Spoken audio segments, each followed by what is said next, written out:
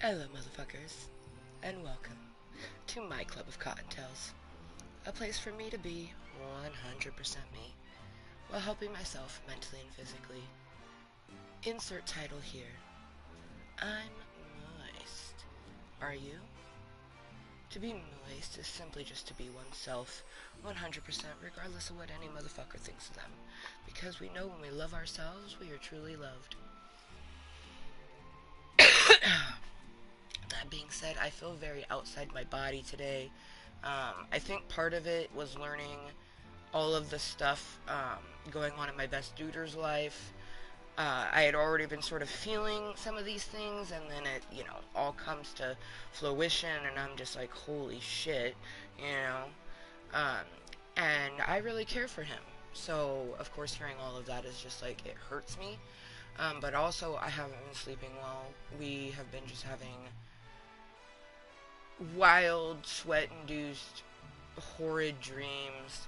Um, I hope we actually get some sleep tonight. I'm like, what time is it? Okay, 9:12. I'm like, what is even life right now? What is even my fleshy form? My daughter is at school. I did not want to get up and take her to school. Um, I had to make sure to take anxiety medicine because like just the school is really difficult for me. It's something that I've been mentioning a lot before even, Rainbow got into school, as I was worried about how triggering it would be for me. And I was, that was rightly so. Um, so it's 9:12 a.m. Good motherfucking morning from me to you. But of course, good afternoon and good evening to all the motherfuckers around the world. This is and always has been and always will be a 420 friendly and 21 plus content community. I make content for myself, and I am level 37, going on level 38. It's so weird having a December birthday because I literally can be like, I turned 38 this year, but I've only been 37 for like 2 months. um, but yeah, we're just gonna escape into Club Kottontale, do some vroom vroom, some clickety clackety. There's some building and clickety clackety that actually urga burga when I think about it. Like it's frustrating. I don't want to have to like tear down or like change anything. So I need to find a way to make it fit and be even and look good. Um, yeah, I was struggling last night, and then I had to stop playing, and I was like, you know what? Future Amber can take care of this. Like I ain't gonna worry about it. Also, I want to see if maybe um, Suburban's Cradles is in the festival. I feel just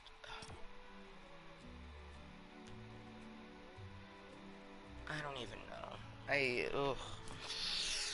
Outside of my body. But my nest friend is here for me. And my best leader is too, but he's got so much going on in his own life. Like, man, it's just so wild to me.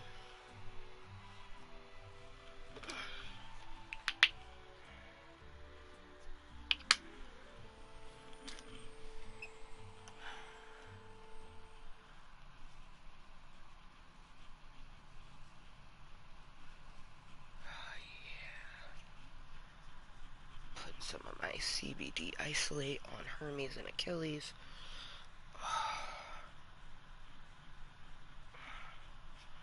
It's been quite the helpful. Okay, we gonna play drums. So,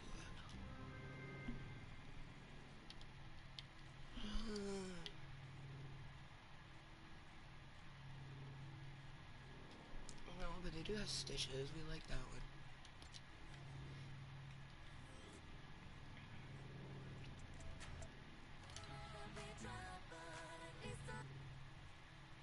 Rain on me, rain, rain, rain on me. I'm on the right.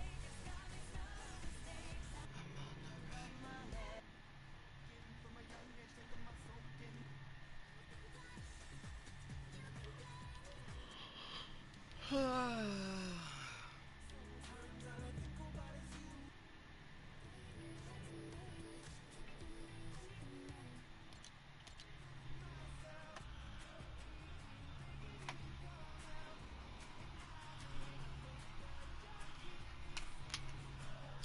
don't have cradles, which is a little disappointing, but we haven't done the Rain on Me, and I do like the Stitches song.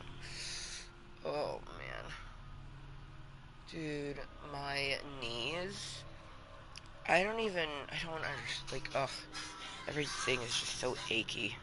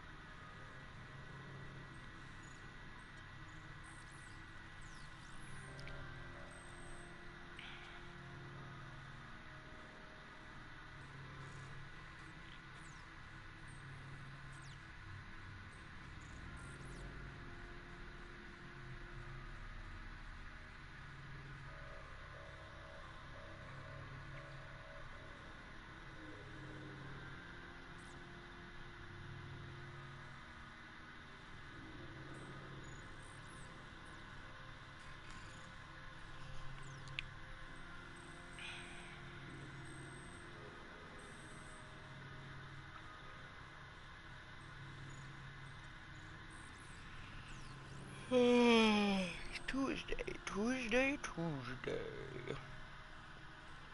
It is Tuesday.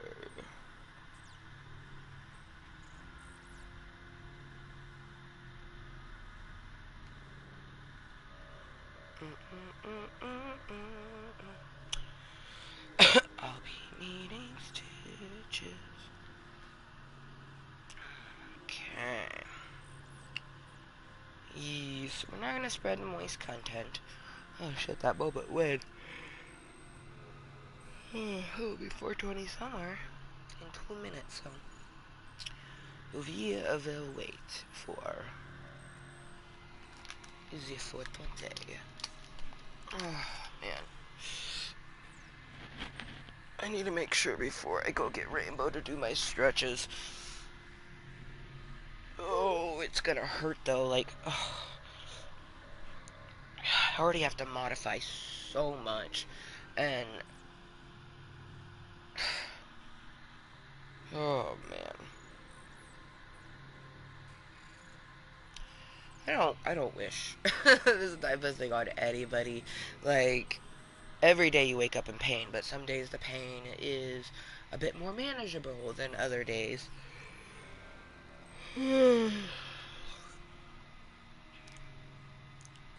Getting sleep is so difficult.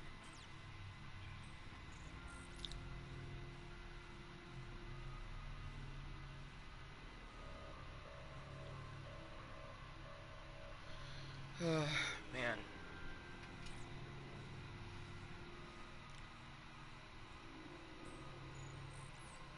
That's why we're just gonna escape into Club Kottontale. We're not even gonna do too much thinking, cause too much thinking will just make us be all up in our heads, and we don't need to be all up in our head. Um, oh man.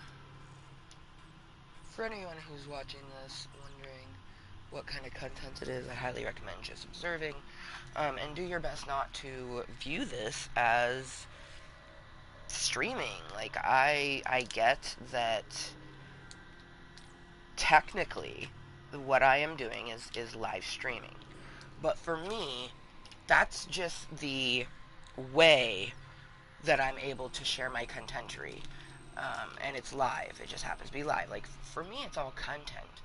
Um, I'm not a streamer. I'm not a stream gamer. Like, I am just my best. I asked my best tutor what would be the classification of my content, like by society standards of like live streams and stuff like that, and he said just chatting. Just chatting would be the best way to explain my contentery, because most of the time I'm just chilling and chatting. I think a lot of people think that in order to just chat, you need other people. wrong. Oh, you really just need something to say to be able to have a conversation. Obviously, it'd be nicer to have a conversation with someone else, but that doesn't always happen. I'm really thankful we got to chat and game with her best duder yesterday. Um, a couple weeks ago, he told me, like, oh man, there's so much craziness going on in my life. I definitely need to tell you. And man, he was not even a joking. It is wild. And he specifically didn't want to talk about it in Club Cottontale, so obviously I'm not going to talk about it. I'm just going to say the same thing I always do. Send my best duder your good vibes and strength, mindfulness, and just a good flow for him to be able to get through the chaos. That's one thing that I know is when everything around you feels like chaos, embrace it. Because when you embrace the chaos, you come out unscathed. If you try to fight the chaos, you won't come out cut, bruised, battered.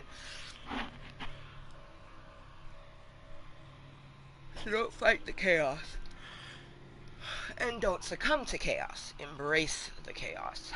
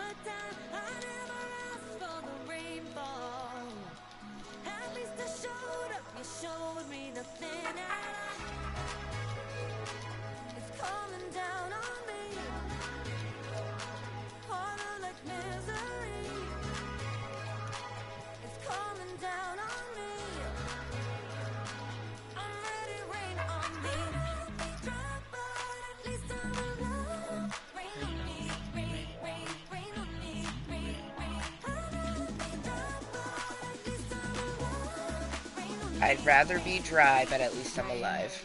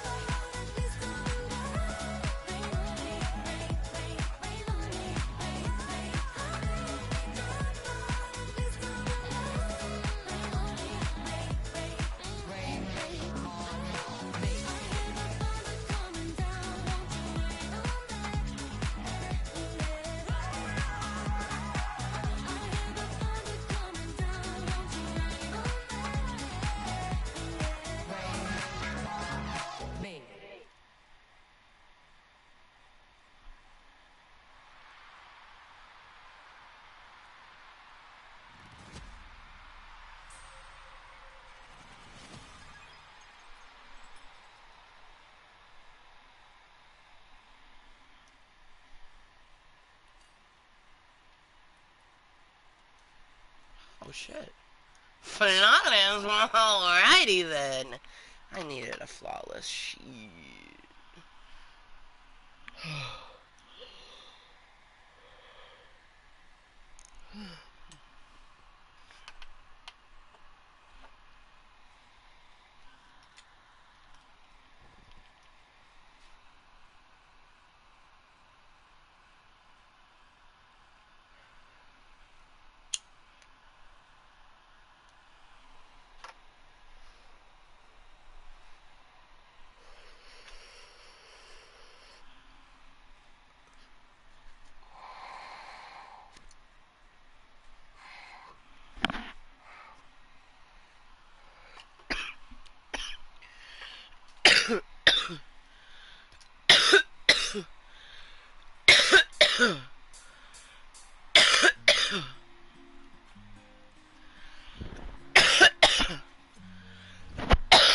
I thought that I had before. No one's ever left me quite this sore. Your words cut deeper than a knife. Now I need someone to bring me back to life. Oh my. Got a feeling that I'm going under, but I know that I'll make it out alive. If I quit calling you my lover, move on. You watch me bleed till I can't breathe, shaking body onto my knees. And now, babe, I'm without your kisses. I'll be needing stitches, tripping over myself, aching, begging you to come out. And now, babe, I'm without your kisses. I'll be needing stitches, just like So there's two ways you can do those arrows. Either way, you hold it, and you can like go at the arrow, or you can press it again at the arrow. Both works. Your bitter heart going to the tide. Now I'm gonna reap what I sow. I'm left seeing red on my own. Got a feeling that I'm going under, but I know that I'll make it out alive. If I quit calling you my lover, move on. You watch me bleeding till I can't breathe, shaking body onto my knees. And now, babe, I'm without your kisses. I'll be needing stitches, tripping over myself, aching, begging you to come out. And now, babe, I'm without your kisses. Yeah, you can do both. I'll be needing stitches. Because right there I did the hold and then press again, but you also can just do the hold and let go. It's kind of nifty. Needle in a thread, needle in a thread, gotta get you out of my head. Wind up dead, get you out of my, get you out of my, get you out of my head. Get you out of my, get you out of my. You watch me bleeding till I can't breathe, shaking body onto my knees, body on my knees. Without your kisses, I'll be needing stitches, tripping over myself, aching, begging you to come out, begging, baby. Without your kisses, I'll be needing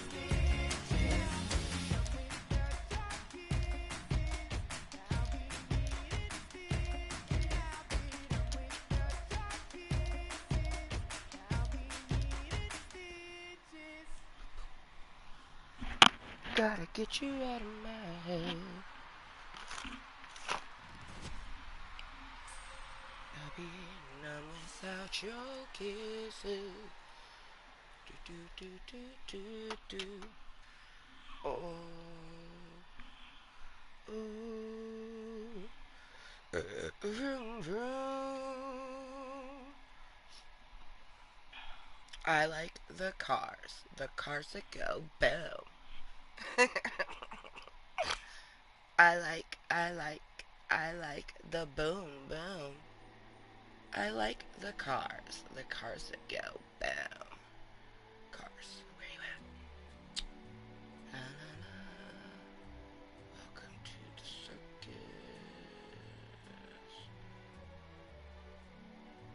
Oh my gosh, where? Ah, yes, there it is. Yes. I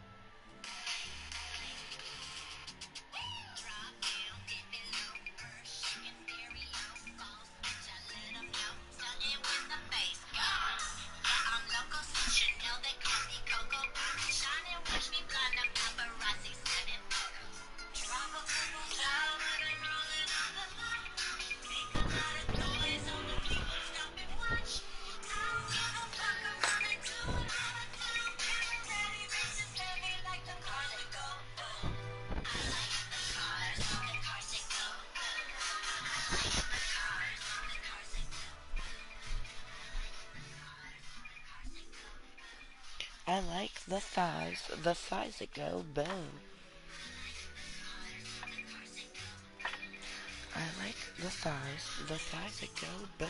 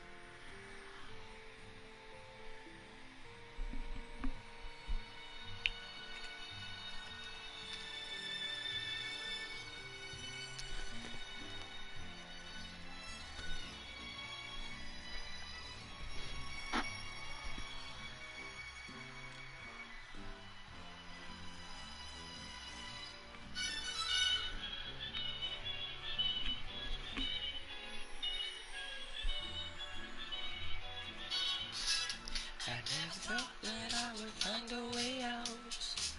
I never thought I'd be so loud.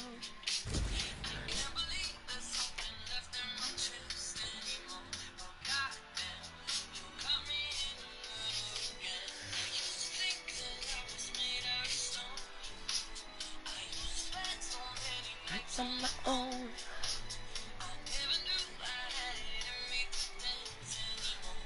God damn.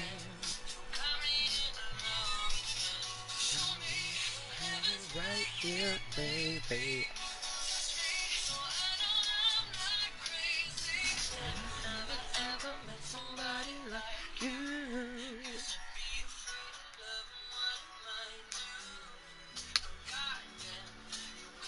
Ooh, that was a lot.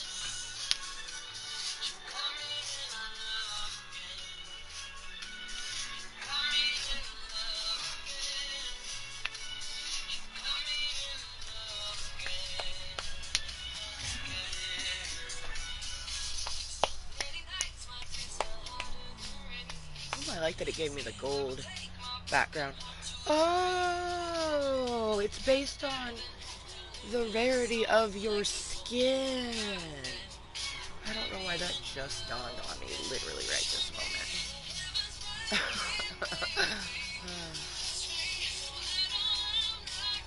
Of course, bad Ace Elsa is a legend. She only came to the store a whole handful of times.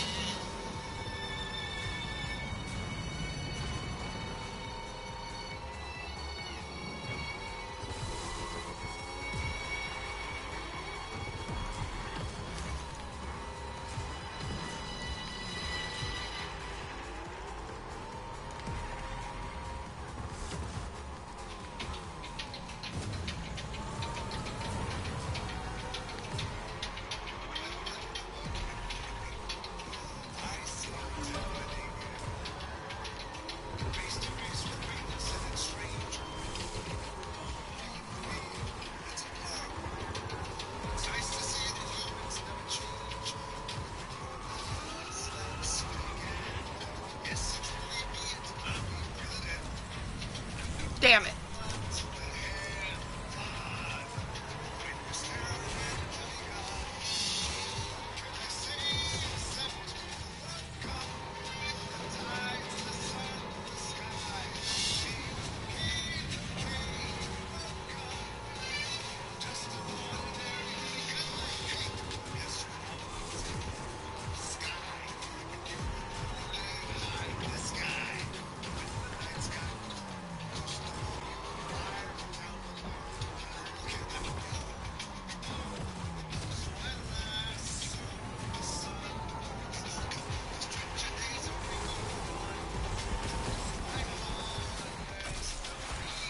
You're welcome.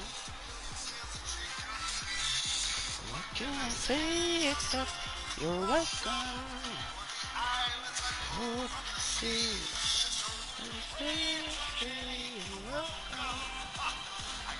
Ayo, welcome to my club of Cottontales. How you doing, MB? How you doing? Welcome, welcome. Cheers.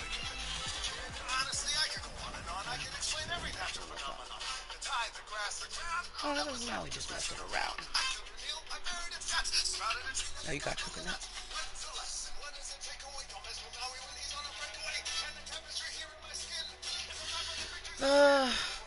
It's a bit of a loaded question, and we definitely like loaded potatoes more. I'm alive. Just feel like uh, came to my channel, my Club of Cottontails, just to have a bit of escapism. It's usually what I utilize my Club of Cottontails for. Um, yeah, I mean I'm alive. Another day to fight my brains and live the good fight of life. I very much appreciate that Fortnite has variety of modes because I love me some pew pew, but the vroom vroom, I love me I almost would say that vroom vroom is my favorite, but clickety clackety, aka Lego, has a fucking chokehold on me. I'm sure once I get myself to a level of medicated that I need. When someone asks me how I'm doing, I'll be able to answer. Universe is what I would say, but I don't know. I'm not really sure what you meant by that, but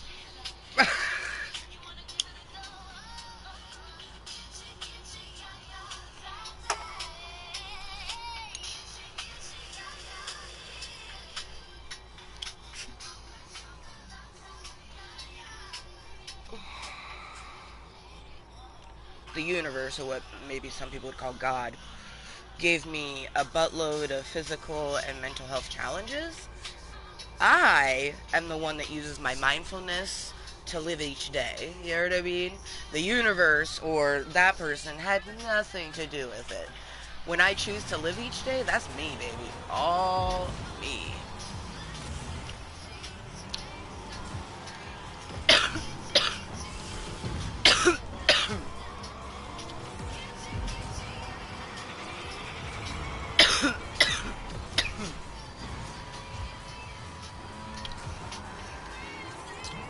Man, I truly feel like most of the time it's just I don't. The things that will be written about me is what I think about, and I want to just say, you know, she always worked on her mental health and strived to be the best her she could be. Ah, okay, this tunnel is not fucking. Let me out! I want out! Oh my gosh! Like, instead of it saying like, oh, you know, all my friends being like, well, she had this, and this, because you always hear about when someone passes on, like, oh, well, they had mental health challenges and yada, yada, yada. Well, when I pass on, it will be, you know, she strived on with determination and self-love to, get through every day, even though that each day was fucking difficult, either mentally or physically or both. So, you know, it will read, she persevered and left a legacy of strength, versus, you know, people being like, oh man, she tried so hard and ended up succumbing to her brain. Or those people that are like, oh, I didn't realize it was as bad as it was. Like, psh. I'm gonna be like, the fact that she shares who she is on her YouTube and started doing that summer of 2016 proved that that was a lie, because anybody who wants to keep up with Kottontale, they can. So, that's definitely, but there's always like those naysayers, who, you know, they could have it right in front of their face and they'll still be like, I don't believe it.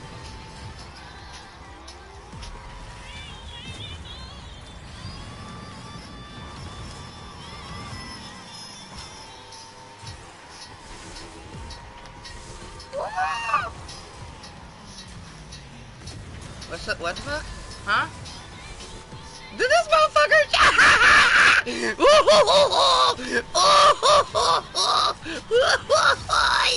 He said keep it family friendly, guys.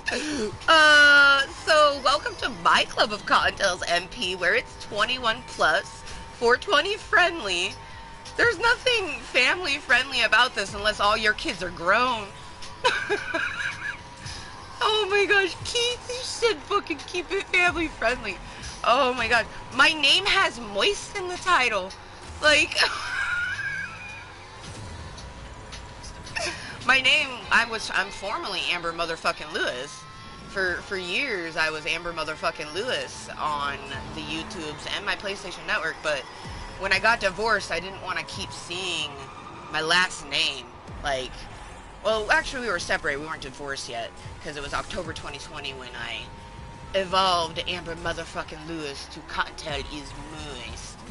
But yeah, anybody that has, like, Mooiisstt in their title, I definitely wouldn't think that it's family friendly.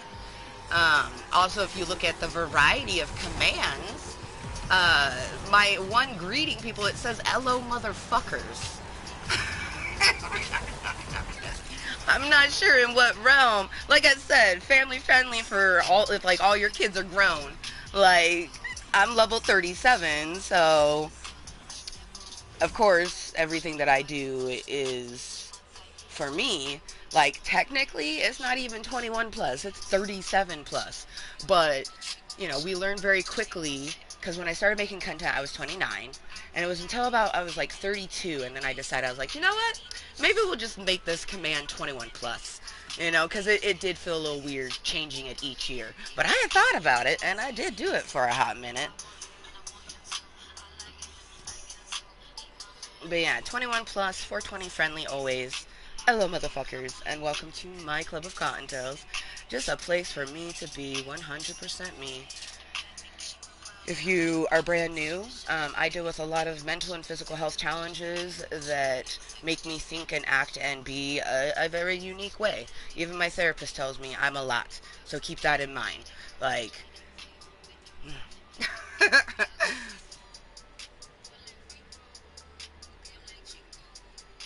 oh, there I am. What was I gonna say? Oh, thank you, Blue Bear. Um, so I created what you're viewing as a live stream or a fucking PlayStation Network thing or just some random thing on YouTube. For me, it's just content. It's just exists for me to be 100% me and help myself mentally and physically on a day like today where I just feel so outside my body. Like, is my meat suit mine today? I'm not really sure. Um, and that's just like on top of all of the things that we deal with on a daily basis.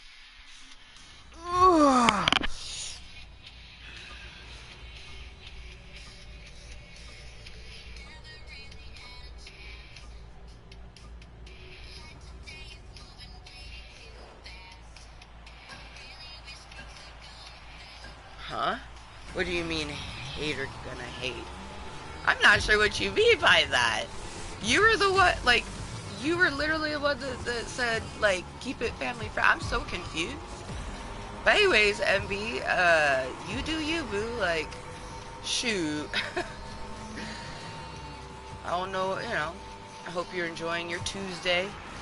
For me, I'm just escaping into my club of Cocktails, which is, for you, the live stream that you're watching. For me, it's just contentery, live content that's going to become posted content. But, uh-oh. There we go. Yeah, baby.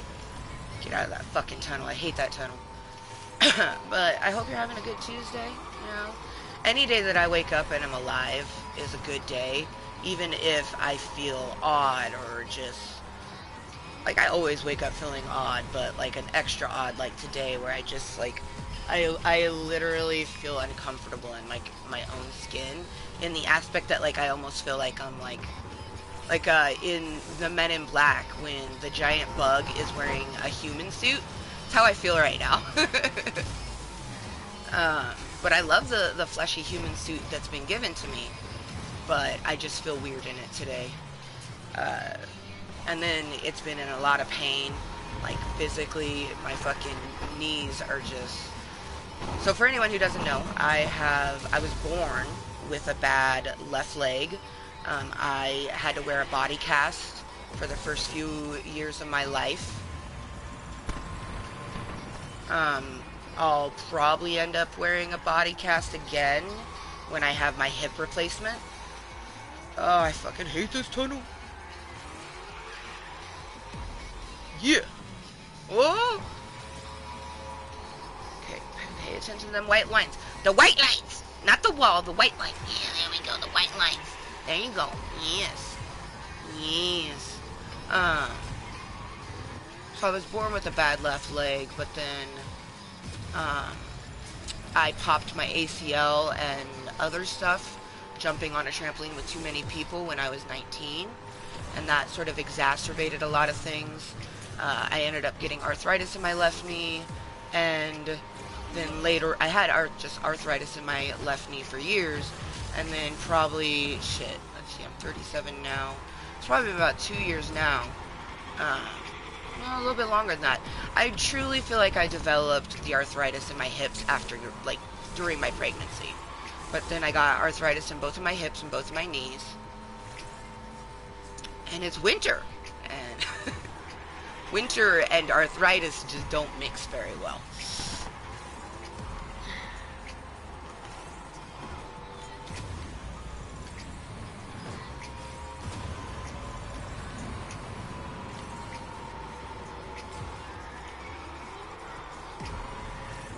Ah! Oh, okay, we're out of the death tunnels. Yeah! Ah! Hey, y'all!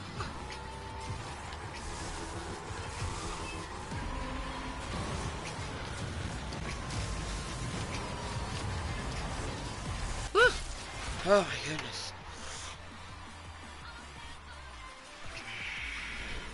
I mean...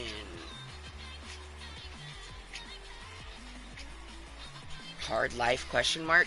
I'm still living life. Life is hard for everyone, boo. Literally, things that are the most wonderful to have are the most difficult to obtain. So, of course, life is hard. um, but no. I mean, I'm still alive. If my life was ultimately hard, I wouldn't be here anymore. So, every day that I wake up with a breath in my lungs, a beat in my heart, some kind of thought in my head, it's a great day. Do I have a lot of challenges in life, which some people might view as a hard life? Yes, I have been dealt a lot of...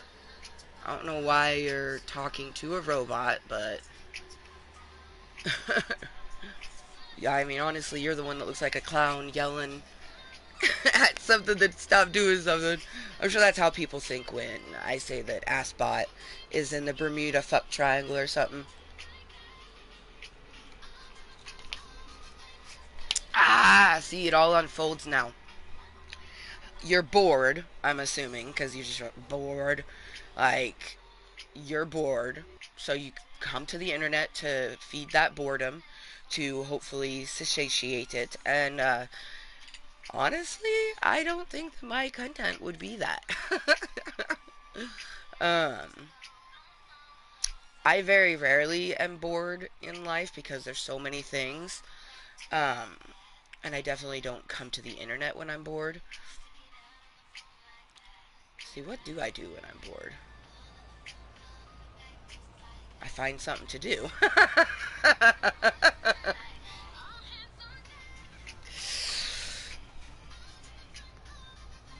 Oh.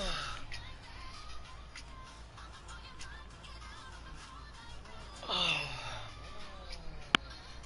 Oh my gosh, ouch. Oh man. It's 10 in the morning, almost 10 in the morning for me. Um,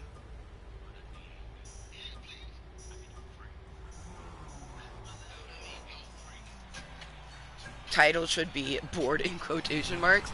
Nah, insert title here. I'm moist, are you? Because to be moist, the way that you see it in the title, is simply to be 100% yourself, regardless of what any motherfucker thinks of you. And insert title here is just, if that's what you want the title to be, I guess, then so be's it. But when I put insert title here, it's because, as I've mentioned, I feel outside of my body. Like, I don't feel anything right now. So I'm just coming to my club of Cottontales that I created 7.5 years ago for this exact purpose. It's just a place for me to be me. If you're bored by it, or you think that I'm bored, like, go find something else. You know what I mean? Insert title here is simply because I did not want to think about what my title would be, because my thoughts and feelings are extra erratic. And I'm always erratic. I have mental health challenges. Very intense mental health challenges. So, you know, most people, they deal with anxiety, which I have, but not everyone has PTSD. And not everyone deals with a mood disorder or a personality disorder or DID. Most people don't deal with the extreme solitude that I have, and it's not by choice. Like, So Club Cottontale is the place I can come to feel like I'm not so alone, and it also can give me something to do when my daughter's at school. You know, I'm waiting for her to get out of school.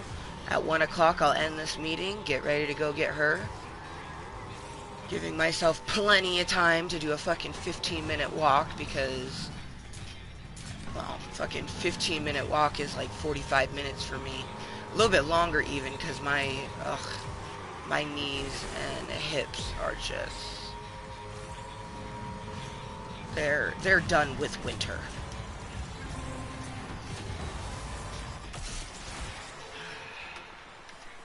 Okay, so it's only the afternoon. Shit, your day is still still starting. How can you be bored at noon? At noon, I will have been in Club Cottontale for like 3 hours. We will have stretched. We will have medicated. Shoot, noon is when I take my bottle of medicine. Oh.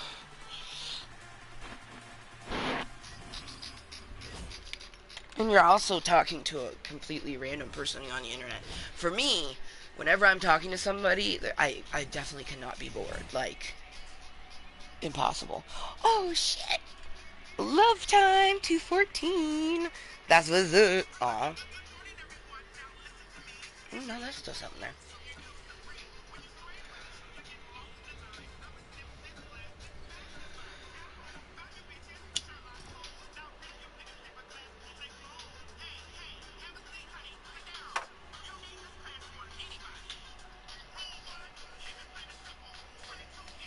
Who's they?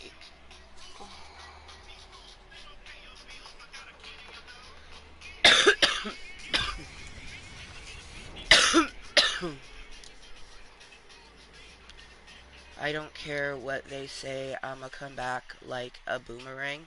Um, yeah, I'm not. But I think you already stated that you type random days, but meant to say I type random words. Um, when I first read that, I was like, oh, well, of course you're gonna come back, because reincarnation. But that's my belief. Not everyone. Okay, I guess I'm doing another race. I wanted to go back to lobby so I could reload Jaded Rose, but let's do another race.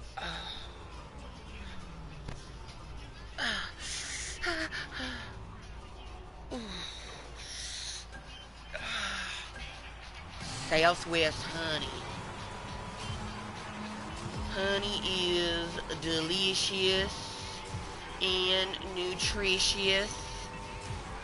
It's sweet and sticky and makes everything taste oh so delicious.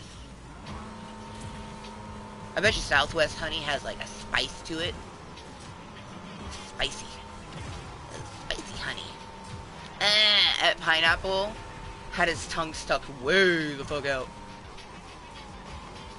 Ooh, Southwest honey was right on my booty. Oh, I'm on Southwest honey's booty. Hi, honey. Lickety lick lick lick. Lickety split. Whee!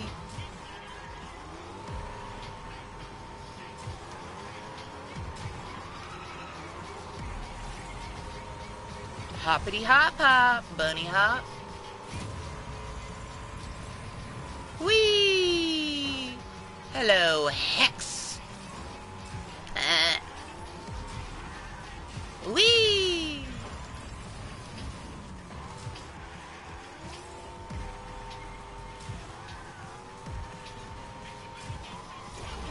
I've been drifting around these corners all the live long day. I've been drifting around these corners, just driving my time away. Can't you hear my boosters blaring all up here in the morning?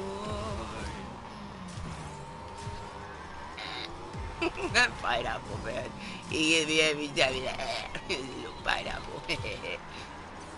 Oh, goose rune. What is a goose rune, I wonder? Peace. Later. Sayonara. Ciao. Au revoir. Goodbye. Bye. Aloha. Oh yeah, you play something else than rocket racing? I think just it's so funny when people constantly ask that. For one, this meeting literally, I started with me playing festival. Um, Mentioned many times that I enjoy Lego Fortnite, the clickety clacky. It's got a fucking chokehold on me. That's literally what we're going to do. I just wanted to start with a couple other bits, but it's always interesting to me how people are just like, I don't know, like. See, in my mind, I would never talk to someone in a live stream unless I've already like looked at their channel. You know what I mean? Like, because why would I want to talk to you? But see, people just they are so just right now for that instant satisfaction. Like they see Fortnite and then it's a live stream, so they're like, okay, it must be like every other Fortnite live stream I've ever seen, and it's like, nah, man, like it's just live content, and I just happen to be doing some Fortnite. But I'd mentioned earlier that I've played many of the Pew Pew. See, this is how I know that MB was not listening at all. And their name looked familiar, so I don't feel like this was their first time here. But I've been playing Pew Pew since 2017. Like, last time I checked, let me check a freckle. Uh, it's 2024. So, come July 14th of this year, I will have been making my random content on the internet for 8 years. Come December, it will be 8 years of sharing that via the PlayStation Network. Because that's technically the main difference of me, what I'm doing right this moment. With my little face on the screen, it's PlayStation Network. If I was to do it from my phone or film from a camera and just upload to YouTube, um, it'd be much different. No, I always put my disclaimers because my demographic is mainly like lurkers, incognito people, people who aren't going to talk. The people who talk are mainly just infant baby bunnies. Um, Very rarely are they over the age of, I would even say 17. You know what I mean? Um, like 16, 17, not very common. They're usually way fucking younger than that. It's super infant baby bunnies. Or they're baby bunnies, you know, fucking 18 to 20. And then, of course, you know, Cottontale's over 21, and that's just because when you're 21 and you live in Oregon, you can drink. You can toke marijuana recreationally. I'm a medical marijuana patient. I have been legally for 2 years, but I've always needed it medically. Um, I even had a cop once just like look at my rap sheet because when you share your mental health or any health, it goes on to your little thing. So when like a police officer or an ambulance worker puts in your name, like it shows all these things, right? So he can instantly see like, oh, let me give back this person who needs this medicine after we just probably freaked her the fuck out. Luckily, I'd been, you know, working out, had a bunch of endorphins pumping through my body, so. Oh yeah, they just have a lot of Fortnite content, and then 1v1s. Yep, yep, yep. They wanted to know if I played Battle Royale because that's all they played. Now, you see how easy that was for me to see what they do? By simply clicking on their contentry. Like, you go to my contentry, and if you go to videos, you're gonna get some videos. Obviously, I don't post videos often. Like, the last video I posted was 4 months ago because I don't do posted videos. I make live content. If you go to the live contentry, you'll see many of a fucking contentry. You know, solo date Saturday was the last time that we had a meeting. And then there was "'Tis a Great Day to Be Mooiisstt," me, you, Club Kottontale. And then me, you, Moisture. Can we be friends with a crush? Moisture will lead the way. Pour some moisture on me. Extinguish the flames. Crush be gone. Yeah. Hell yeah. There was a few Crush be gones. Yeah, man. Yeah, man. I love the randomness that is my club of Cottontales because we'll have a meeting the same day, right? One meeting will be 5 hours, the other one will be just short of 5 hours.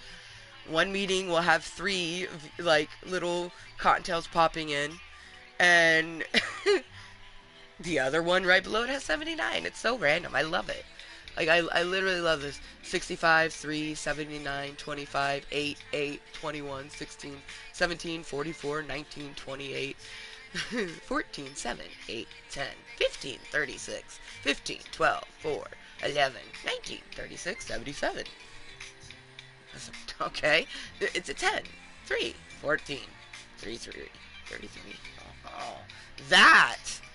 Whoa. So it's happy 3 years semi-celibate, and there's 33 views on that. I like that. 333. We like that. 18, 21, 18, 40, 17, 2, 62, 12. It's so random, man.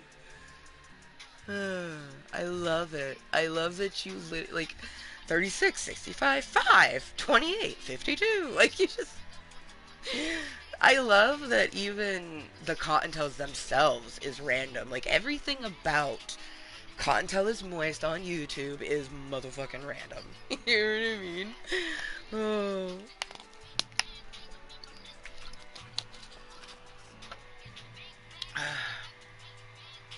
Deliciously moist and random. Two things that are very true. Okay, we're gonna get Jada Rose reloaded. We also need to get some kind of noms in my body. Blueberry is like yogurt. And I'm like, that is a great idea. Oh, excuse me. Oh, what? Spoon. Thank you.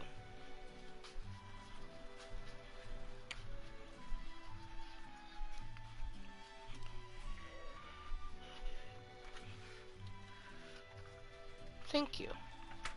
Ooh, there's applesauce. Applesauce.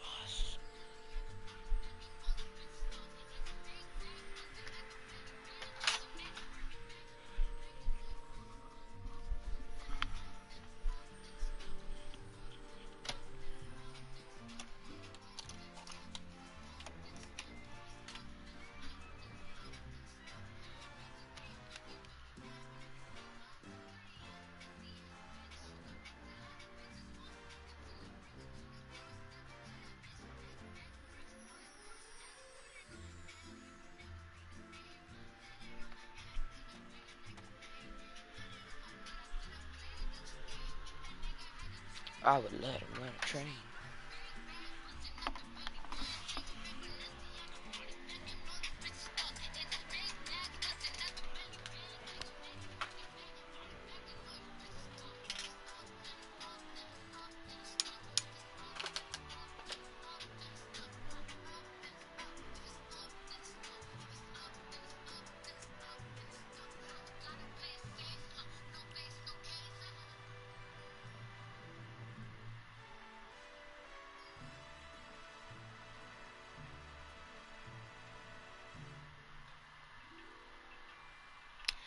Cheers, 10-10. Make a wish. Seal it with a toke kiss.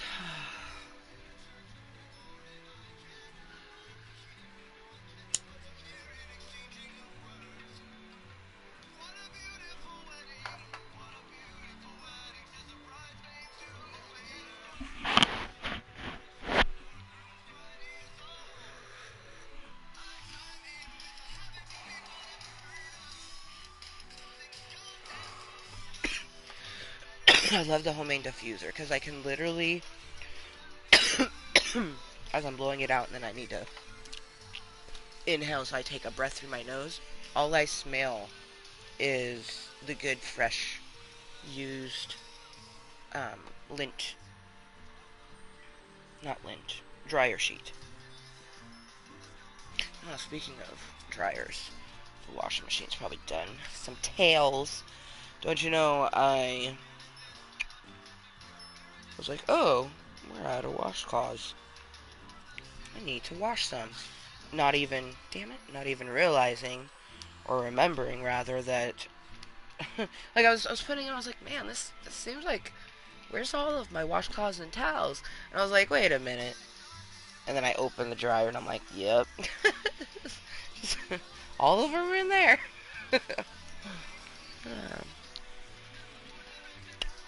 Silly, silly Cottontail. Closing the goddamn door, no. With a sense of poison, rationality.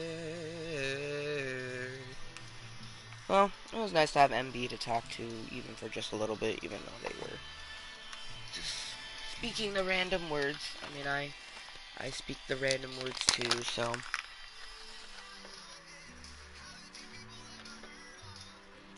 Closing the goddamn door, no. It's better to face these kinds of things. Sense of poison rationality, I join in. If people ever heard of closing the goddamn door, no. With a sense of poison rationality.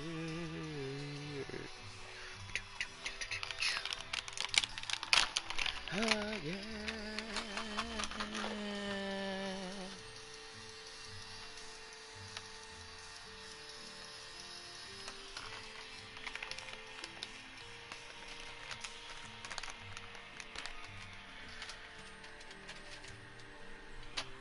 Do do do.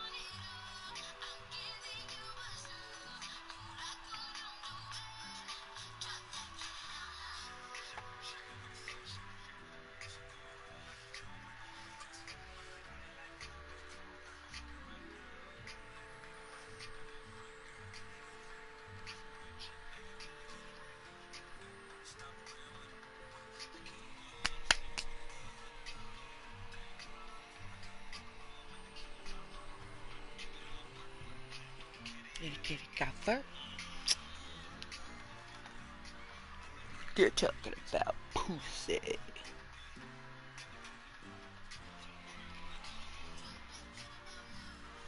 Want that kitty down low. Drop that kitty down low. Uh-oh. Oh.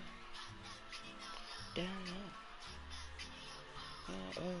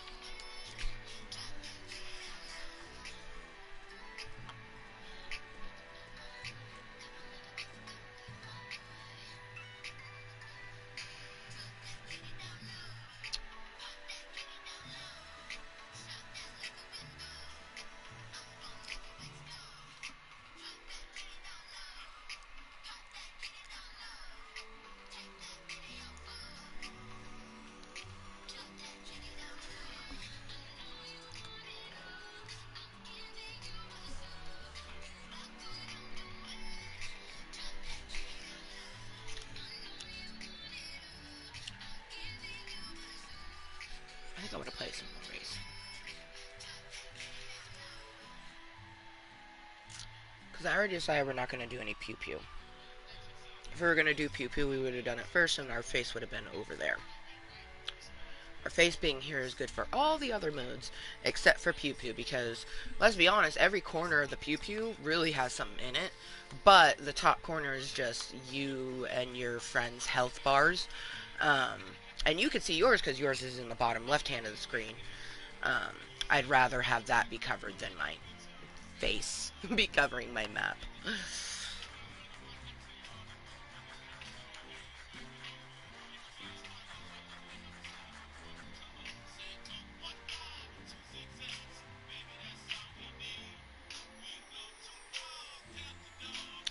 That tumbleweed, and they wanna burn, we can take our time.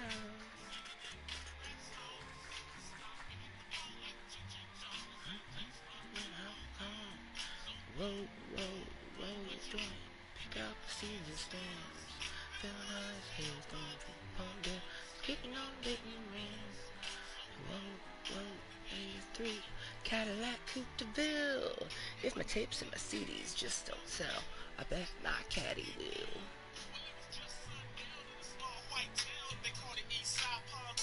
Well, I don't stand on the corner selling rap CDs when I met a little girl named Jan. I let her ride in my caddy cause I didn't know her daddy was a leader of the Ku Klux Klan. Woo! Fucked on the floor. Fuck so long I grew a fucking afro. Fuck to the right, suck my dick till the dick turn right. Thought to myself, Sheba, Sheba, got my ass looking like a zebra. Daddy pulled up with a Chevrolet. I ran, I jumped out the back window. Ew. Yeah. That makes me think of the skit with, oh my gosh. He, like, most notably, I love the one with John Cena, but they've done one, oh gosh, what is his name? Jimmy Fallon. Yeah.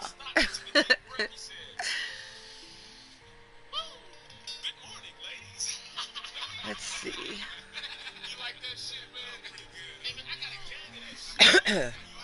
Let's see what's calling my moist contentry. Oh, you joined on my birthday.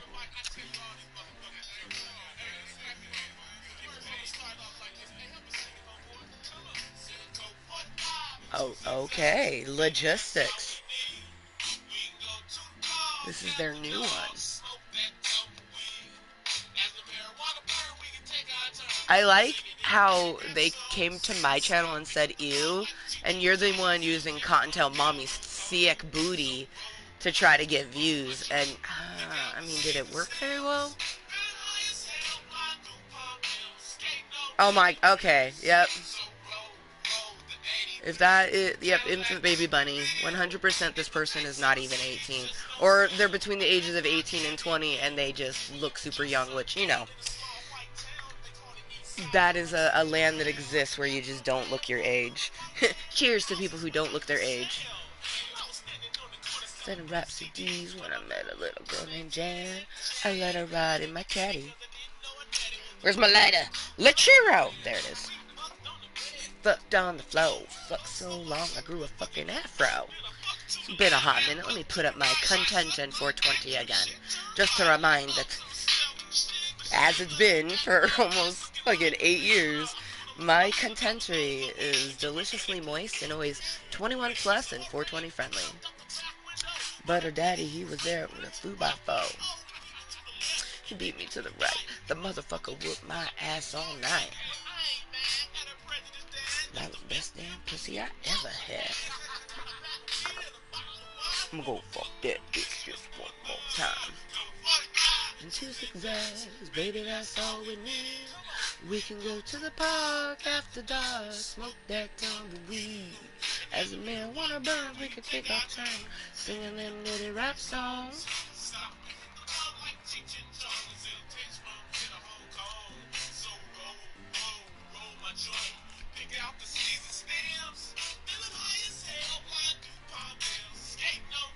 I think it's so funny when teenagers come at me and go, ew, as if I fucking care, man.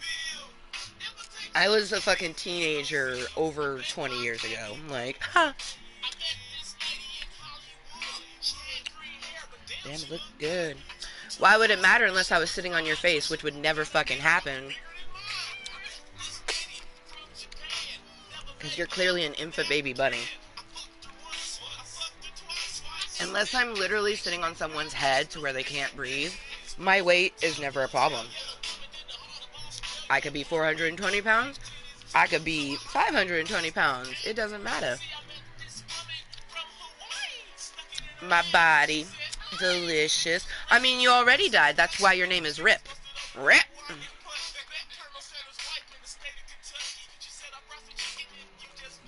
I hope that whatever you're choosing to do with your contentry, this is what you feel is the correct use of your time and energy. Time is the most precious thing that we can spend, and you're choosing to spend your time trying to fat shame a grown-ass adult who don't even give a fuck. Like, I'm thick and delicious, boo. Like, I have to lose weight to get a hip replacement, and I don't want to. I was talking to my best dude. I was like, I love my thick and delicious body. He's like, I do too. Yes, Miss Daisy.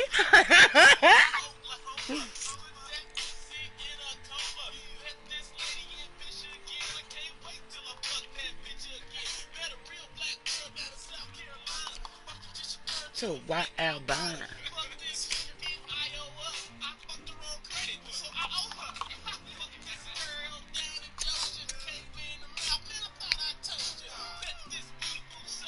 I mean, you do you, boo. I'm so used to infant baby bunnies, you know, literal children, haven't even fucking turned 18, haven't even fully mentally developed yet. Like, a faceless person on the internet who hasn't fully mentally developed yet. Like, okay. See, this is the behavior that they want to project into the world, and I hope that that's the case, you know what I mean? That reflects on you, not me. You're just an infant baby bunny 80s doll that's trying to troll a grown-ass adult who loves their thick and delicious body. Like, you kidding me? This body makes money. This body walks me through life. This body is mine. It's not yours. So why even care, you know?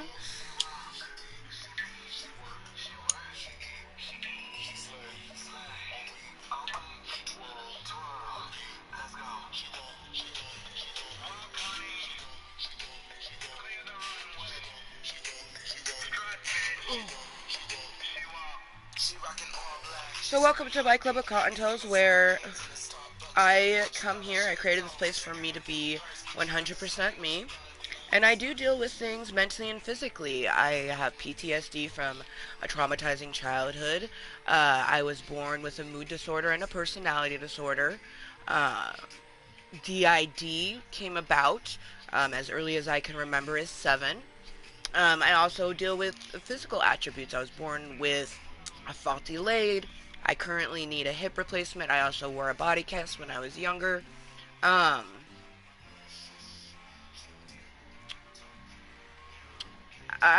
If this is what you want to be, then you go ahead. You know what I mean? I would never go to a complete stranger and be like, I think you like being lazy and eating like a gorilla. You clearly need to mentally develop if you turned out like this. The only place you walk in is to get food from the fridge, and they put a skull, so I'm assuming they mean like they're dead. And I did. I walked to the fridge to get some yogurt, so how perceptive of you. I did walk to the refrigerator to get some food, because that's where the food is.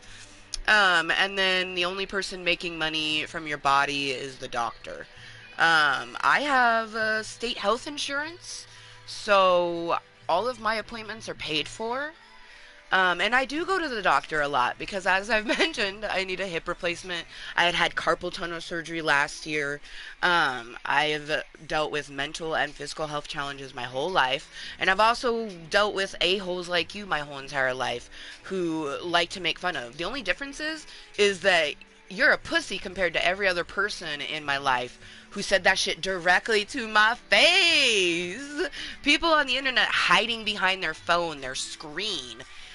How are you hard? How are you powerful? You're not. At any moment, I could block you if I didn't feel like reading your fucking comments. But see, it shows your character, not mine.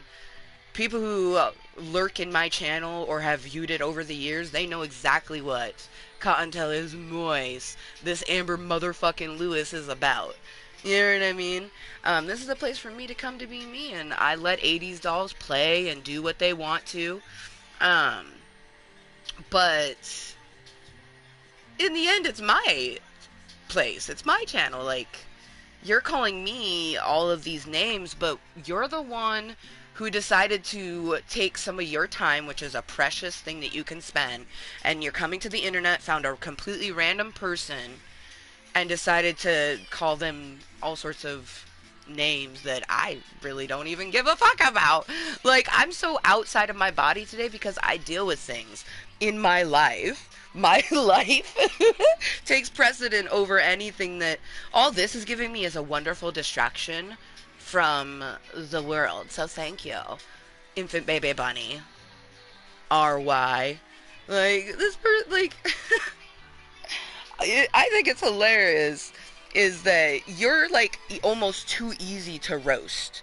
Like, you straight up, the channel that you're using this right now, uh, like, the channel you're currently using is just a representation of your other one being deleted, and that this might be your new one. Like, there's no real rhyme or reason. You clearly just want to get views on the internet, which is opposite of what I want.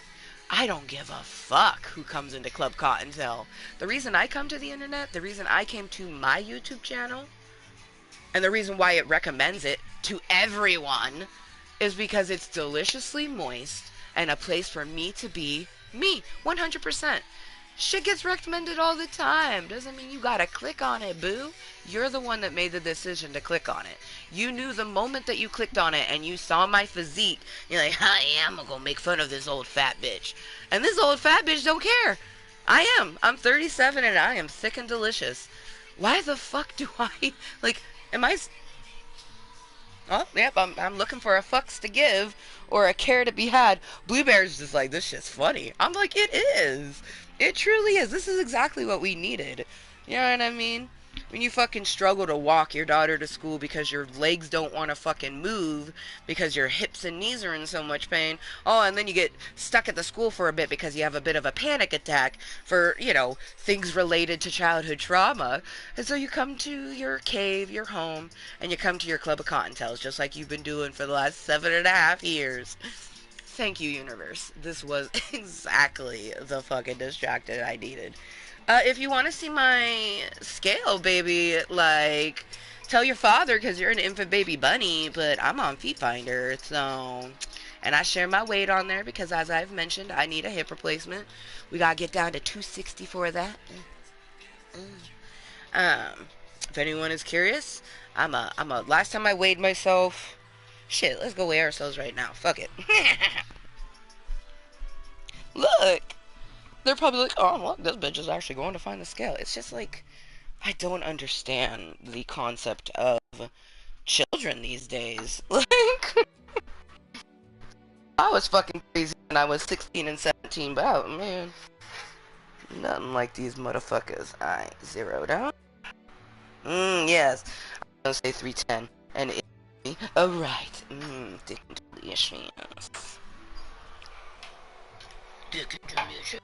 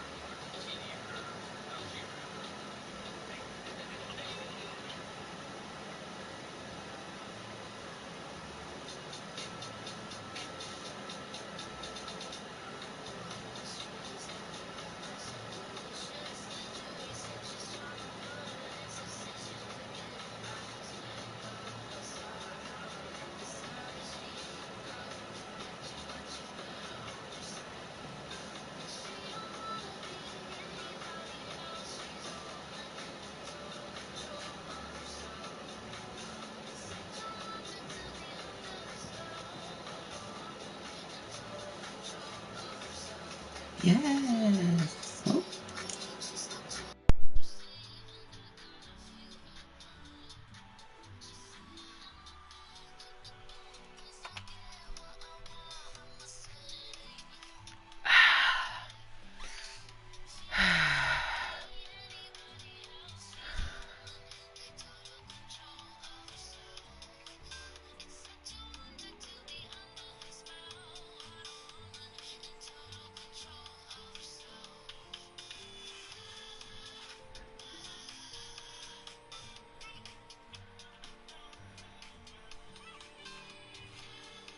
This person is so random. Then use that as a reason to better your life. Don't act like your hips just became bad for no reason. Lose weight. Like, I was literally born with a bad hip. And I had, like, I literally am helping my health right now. It's just, this is a person who is very young. Like, you can tell. Like, it's so easy to go and see. Oh, wow. Mm, yes. I just, it shows their character, not mine. You know what I mean? Like, it's so wild to me.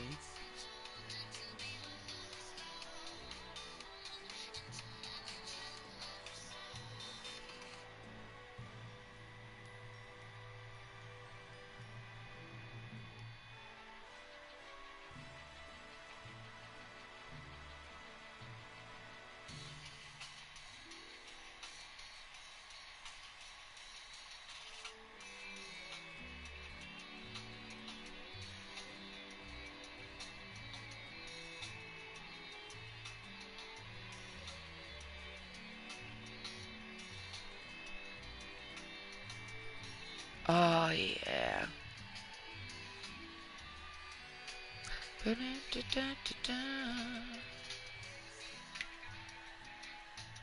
a bridge or two.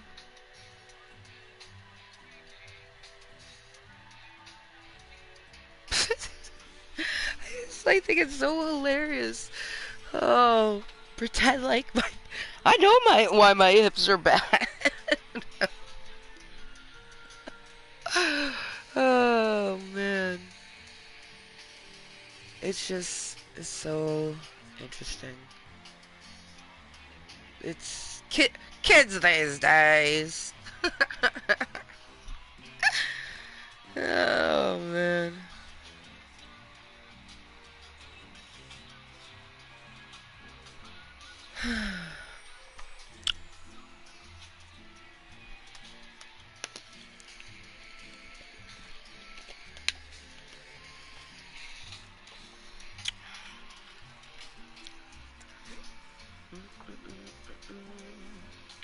Running down the street again. I wanna keep up.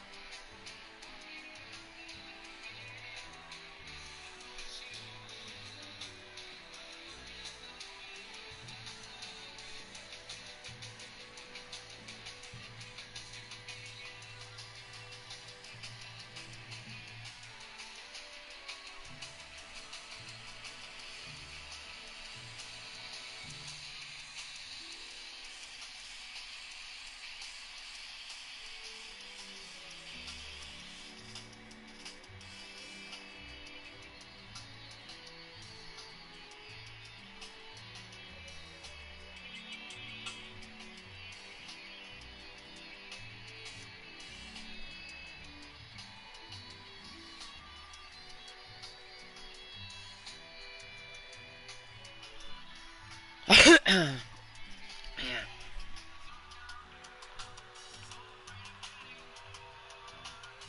PayPal's kids.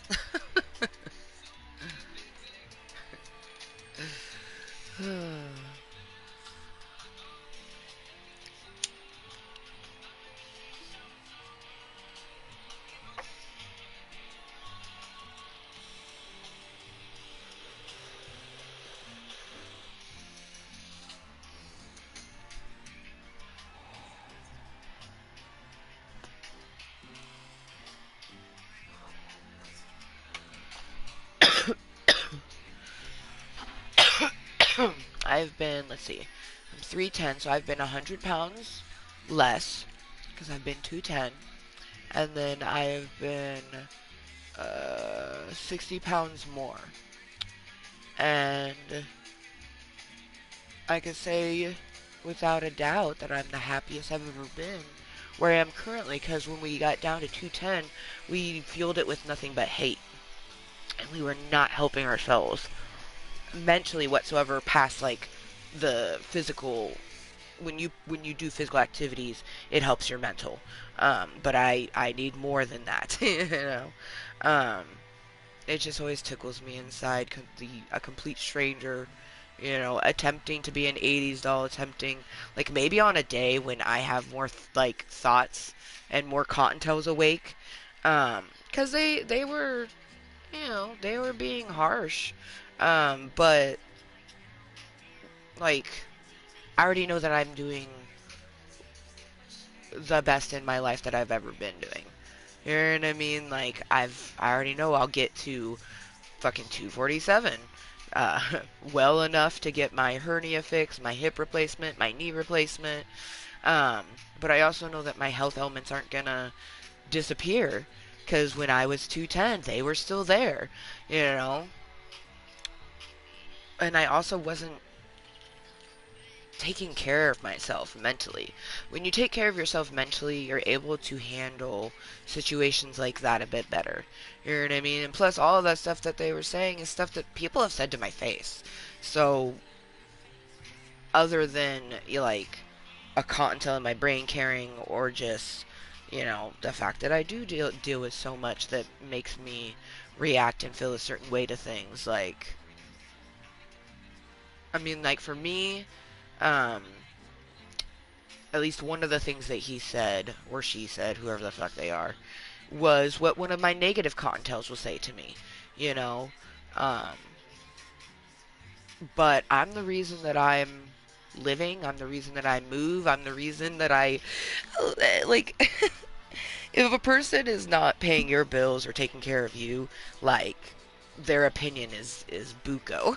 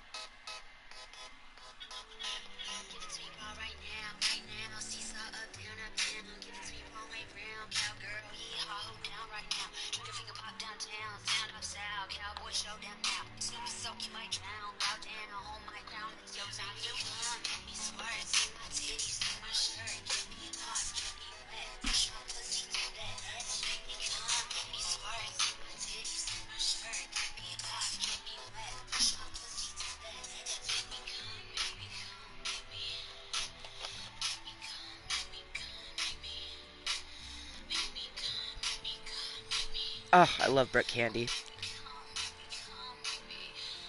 Brick candy. She has a video on YouTube that I've watched so many times.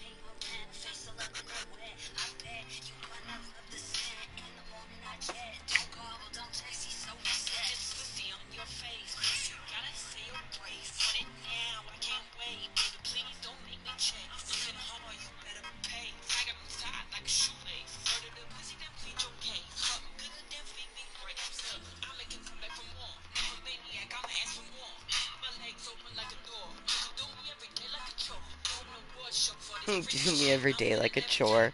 Eh.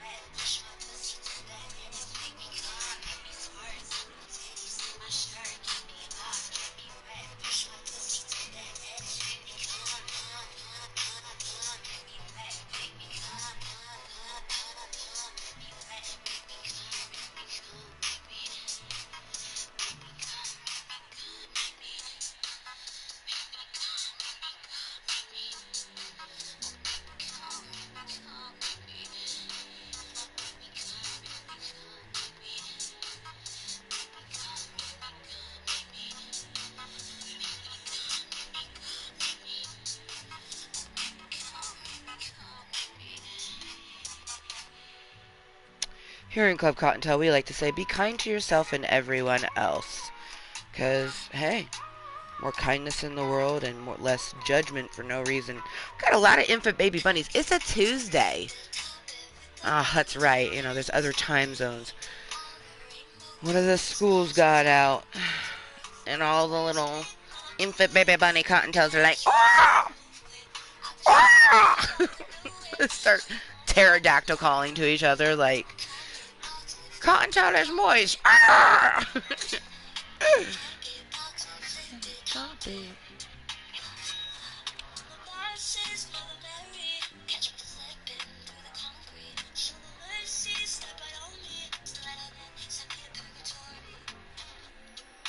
Bakery.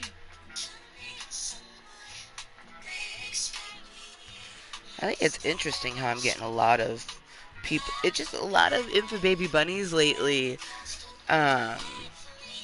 Talking about my weight, and I'm just like, I am thick and delicious, and I have to move every day. Like, people always are like, have you heard of the gym? And it's like, yes, I stretch and do yoga every day, because if I don't, I won't be able to move. Like, I wouldn't have been able to get up my stairs. I would not have been able to walk my daughter to school. Like, boo-boo. Like, I was born with a bad leg. Of course I know how to fucking move it. Shit, I was told I would be in a wheelchair before 30. And I'm 37. I'm closer to 40 than I am 30. And I'm not in a wheelchair. I do have to use...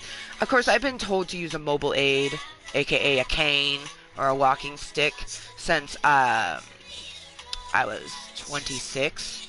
So, but I finally started using one last year at like the oh, we're coming up on a year of using our walking stick. Yes. Oh, my knee just wanted to. It snapped with us.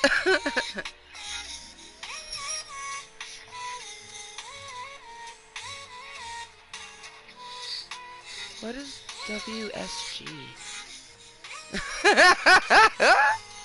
I always find it so interesting when we get, you know, it's people who tune into live streams all the time, and it's like, I'm not a live streamer. I'm a content creator, a random one at that. I just do this as a way to help myself mentally and physically. This is a lovely distraction. Hello, MK. How you doing? Why are you proud that you can't walk on your own? Why should I be sad? Like, that's a weird question to ask someone who is handy capable and has to use a mobile aid. Like it kind of feels like you're trying to shame someone for using something that a doctor has told them to use. Like I didn't ask to be born with a fucking wild ass left hip. You know what I mean? I do what I can with it. So I'd rather be proud of what my body can do than be sad of why it can't do something. That's just like a weird thing to ask, like, especially a complete stranger.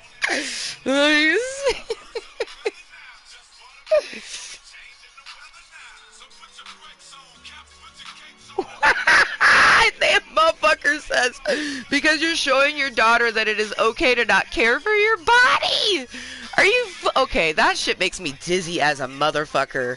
That, like, this is clearly an 80s doll. This is a troll, 100%. Because the years of me not using my walking aid was me not caring about my body. Like, what is this, universe? You wanted to distract me? Like, I get it. Like, but what the fuck?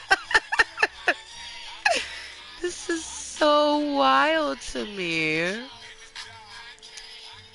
Like, I can't even. I can't even, it's odd. Oh my gosh, that like...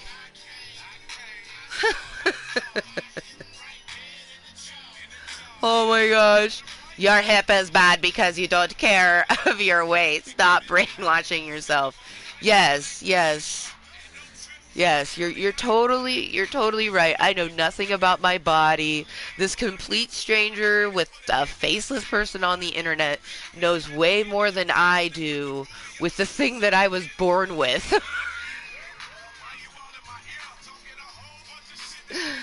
This is so wild. This person has so much to say to a complete stranger. This is so wild. This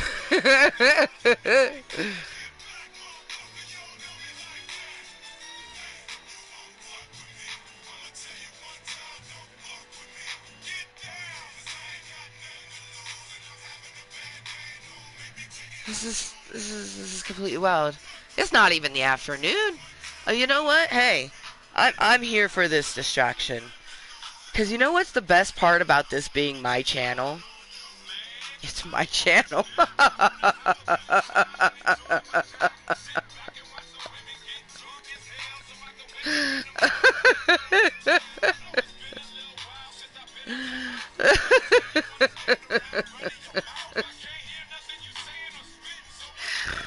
Oh.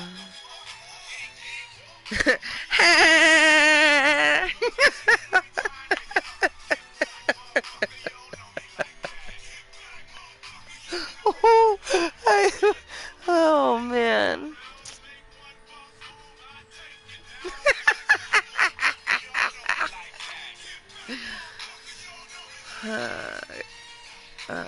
Red light district. Motherfucker, you don't know. I love how Looter kisses get back. Wesley, get back, motherfucker. You don't know me like that. And another one.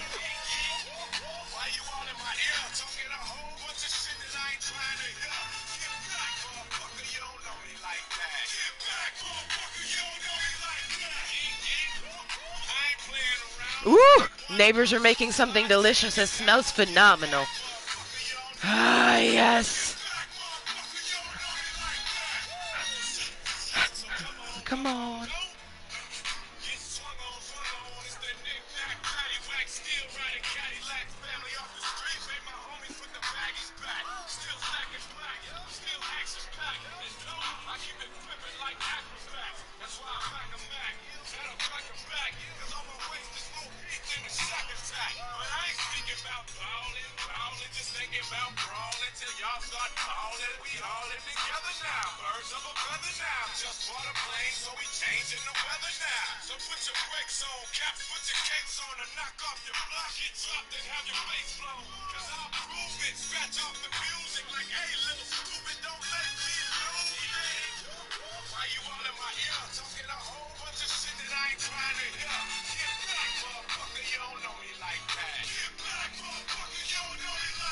Beep, beep.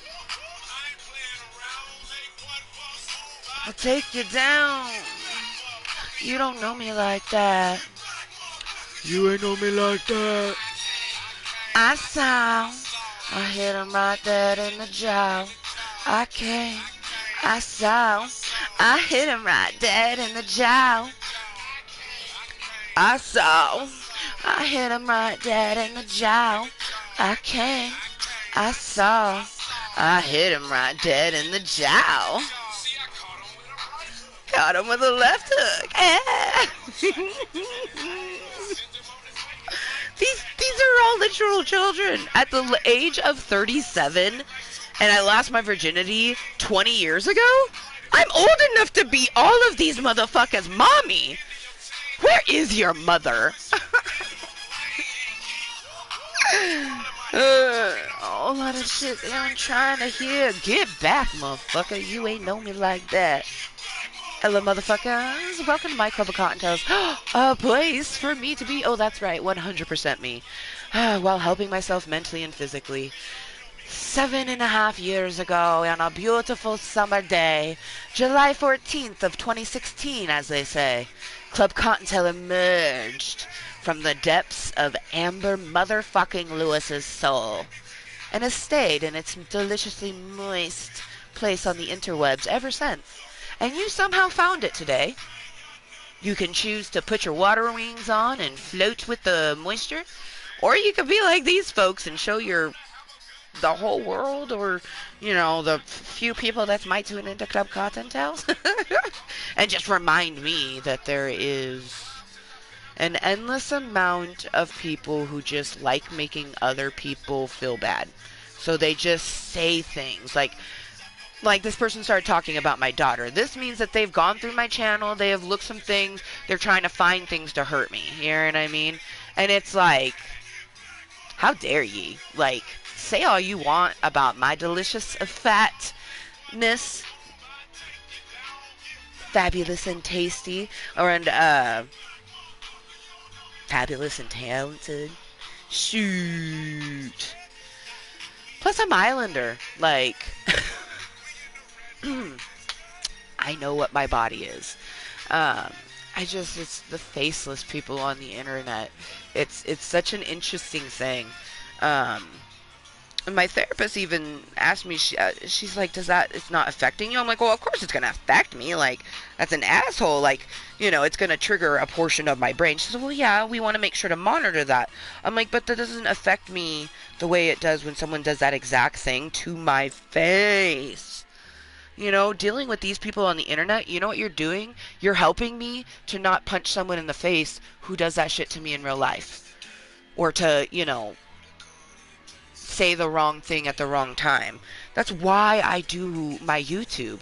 To help me. To live in this fucking world that just, like, honestly, I feel like I'm just a fucking mech skeleton in a meat suit, just like, two people in the 80s had sex and now I'm here forever. Like, well, what feels like forever. My soul has existed for eons. But when we get into the fleshy form that we're in, we feel like we're only in the moment. And you think about the massimality of the size of our planet and our correlation to our solar system and the other solar systems and galaxies and just the massimality of space in the universe. And we're just like this teeny tiny little grain of marijuana dust, in the comparison of everything. But this teeny tiny little marijuana dust feels so intense, and it feels like you are outside of your skin.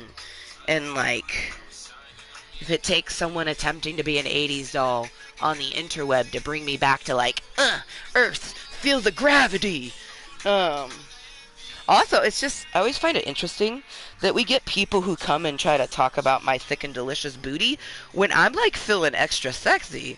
Like, I literally was like looking at my ass in the mirror like, girl, I smack it. Like, am I supposed to hate myself because someone else wants me to?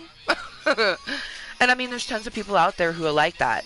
And I honestly, I want to bring all of these little motherfuckers who want to make someone feel bad about their weight, try to bring their life situations into something, like just saying things that you should never say to anybody, let alone a complete fucking stranger. Say that shit to me because I can handle it.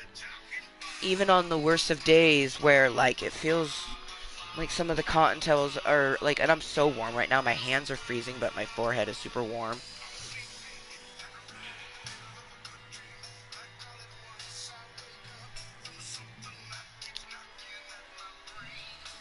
Ooh, I love this song.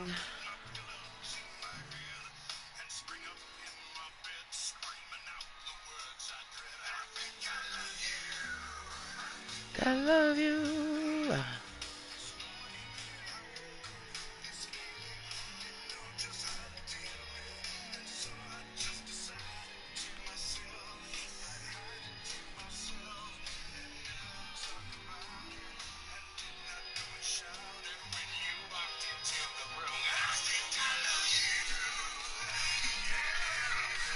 I guarantee this is someone who knows me. Like, honestly, if it wasn't for the fact that I know that the neighbor's son is at school, I would say that that was him. You know what I mean?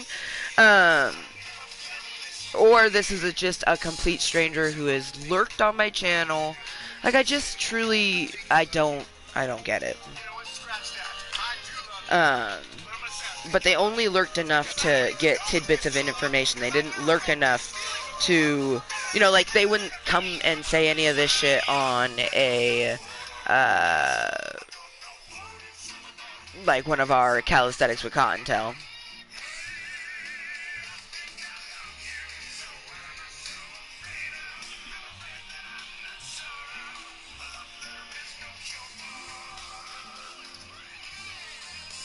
I think I love you, don't know life is made of. It worries me to say.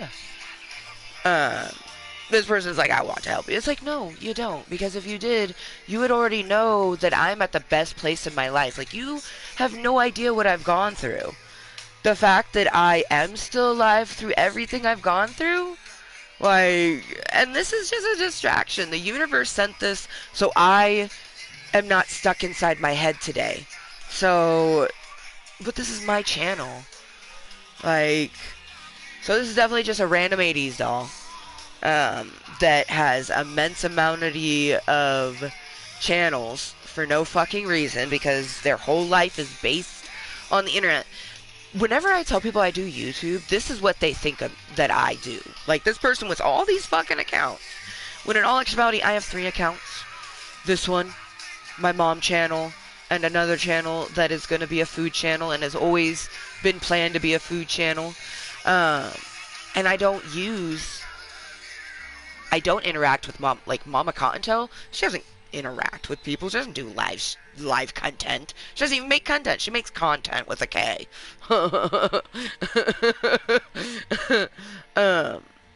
Cottontale is nice. The deliciousness that you found is much different. And it's like, I've, I'm so flabbergasted.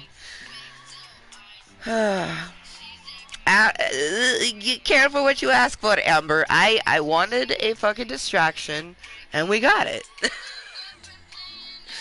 And it's officially 11. Still morning. Good motherfucking morning from me to you. But good afternoon and good evening to all the motherfuckers around the world.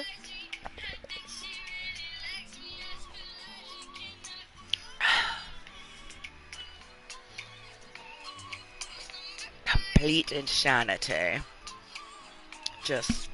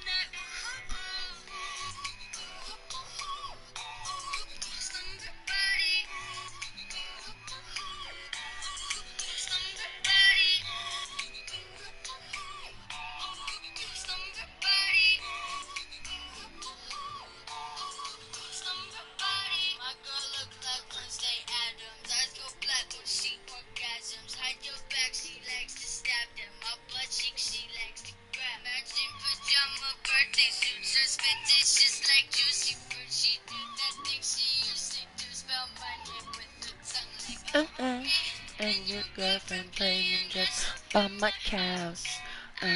With your girlfriend cunnilingus on the couch.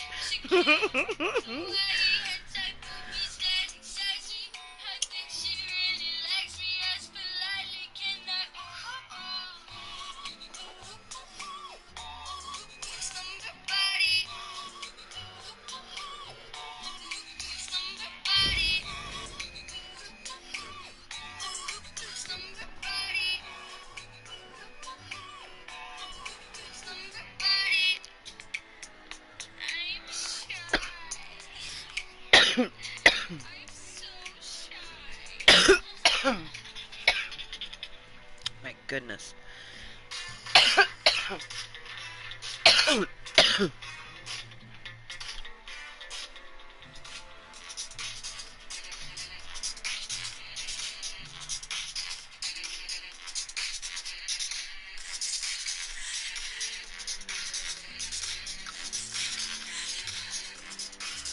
Aw, someone left an opinion.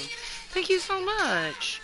An opinion is always left in the form of a like for Cottontale or like for Dick, but it's your opinion with a click. You clicked on the meeting, you clicked on the thumb. So, thank you. It doesn't show me these anymore, but I wish it did. But we have, I think, 2 of these, so thank you so much.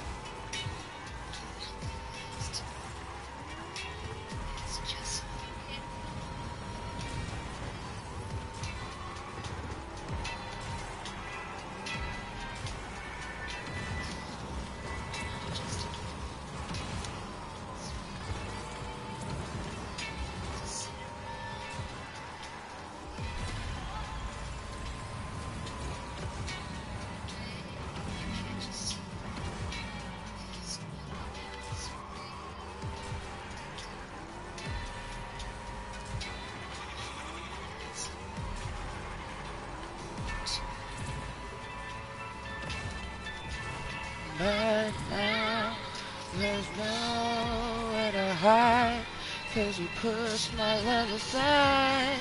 I'm out of my head, hopelessly devoted to you. Hopelessly devoted to you.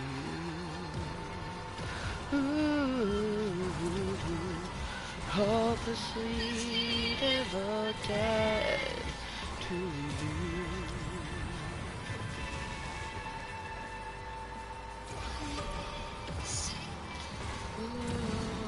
Forget me.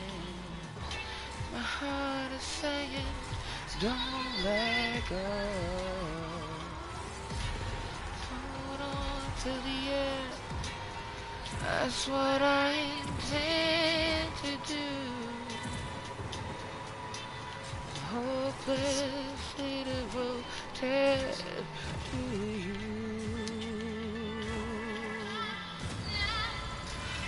Nowhere to hide when you pushed my love aside. I'm out of my head, hopelessly devoted. You, hopelessly devoted to you.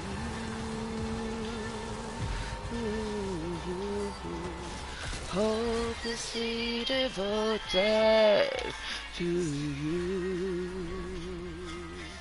Aww, it's Peter Griffin and Peter Griffin, because I'm apparently... Wait, wouldn't Peter Griffin in female form be Meg? Oh my god, I'm Meg! Yes!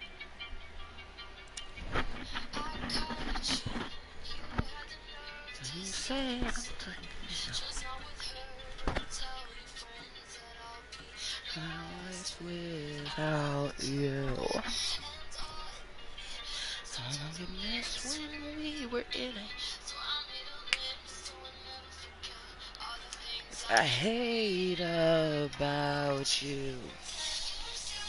9, 8, 7, talk a big game till you make it. Only 6 seconds and I had to fake it. 5, hands rock, 6, 4, can't trust you. 3, you still got mommy issues.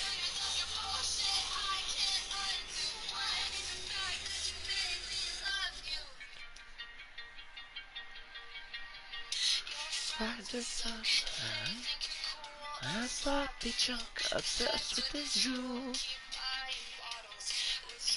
Daddy's money.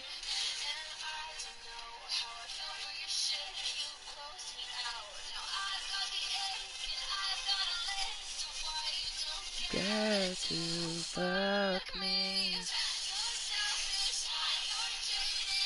The dumbest guy I've dated. Only 6 seconds and I had to fake it. 4, 3.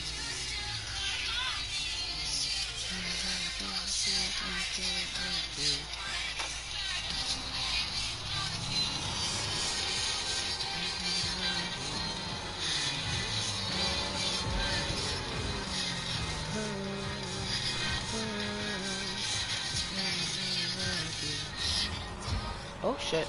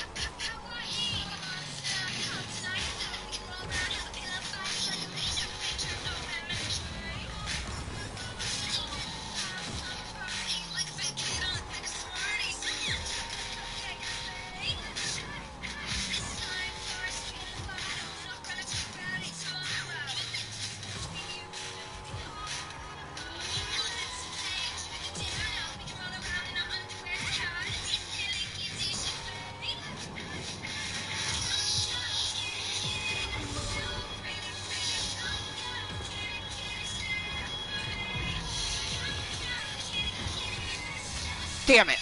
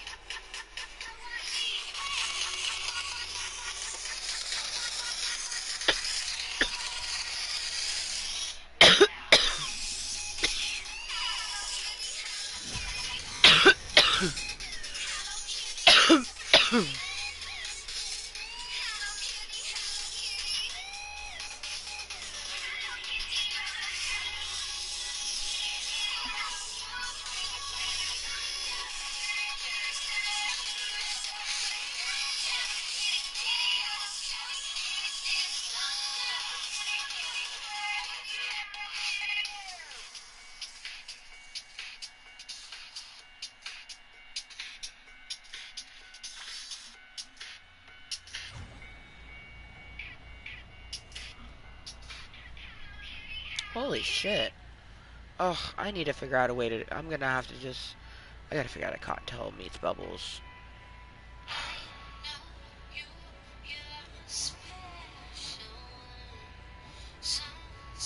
I have thought about a way of doing it. It'll be quite the tedious. But, it'll be fun.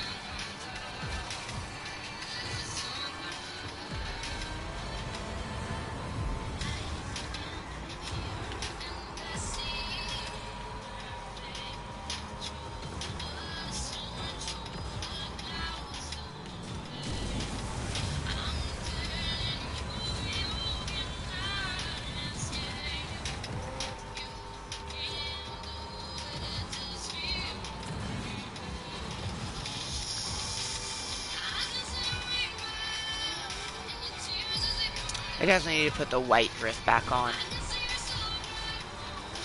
For Elsa, it's better with the white. It's like her ice powers. Same thing with the boost, I have it. It looks like her ice powers.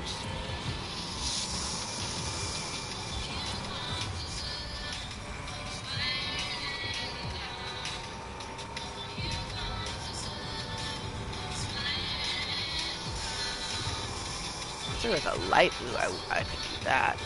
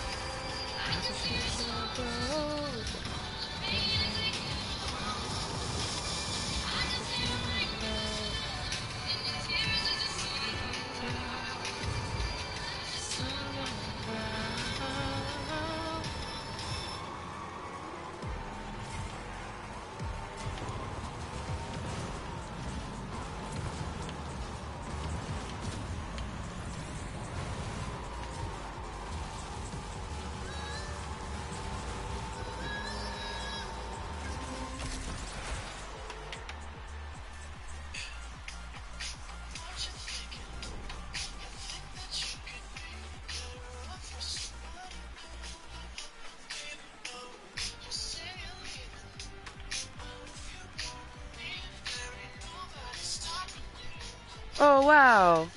247 in the last 7 days. Aww. Damn. Really? God damn.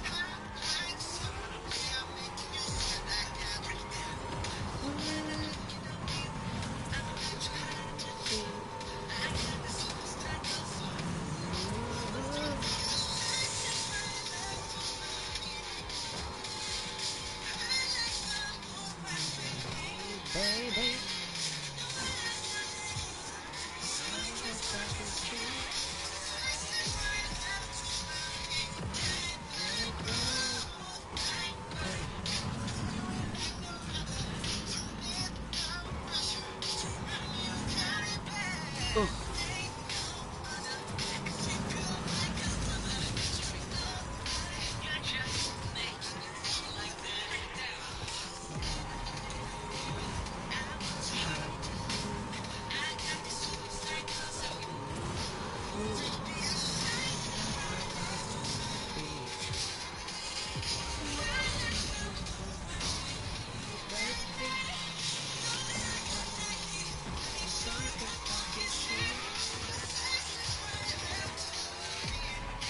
Let it go.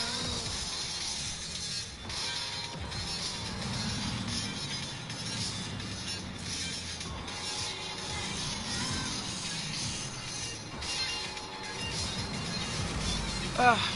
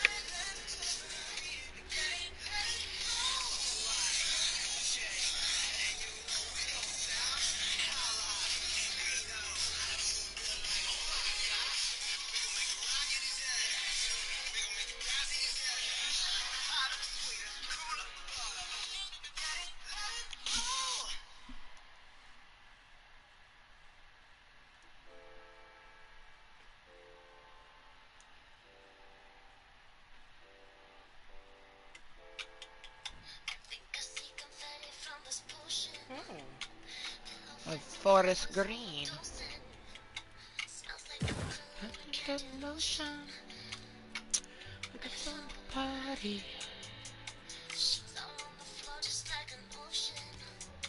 Building up flowers like a mountain.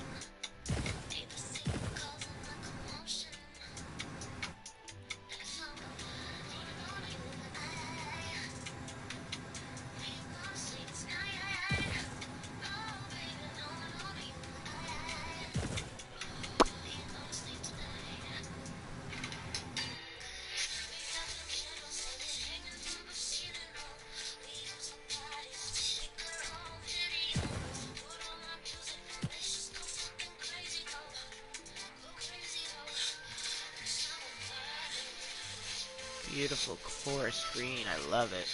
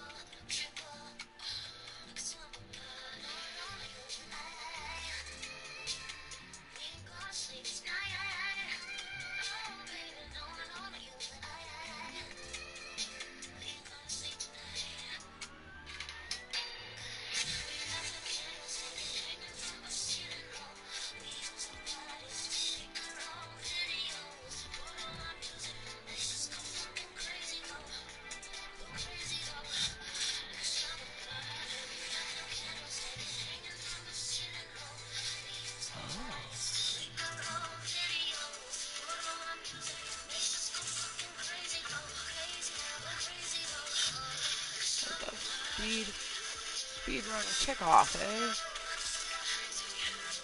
You see the sweet, sweet Ludi. Oh, what's this? Oh. Okay.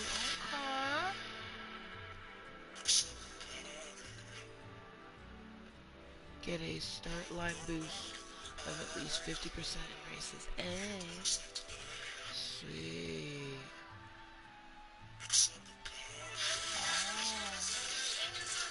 Awesome.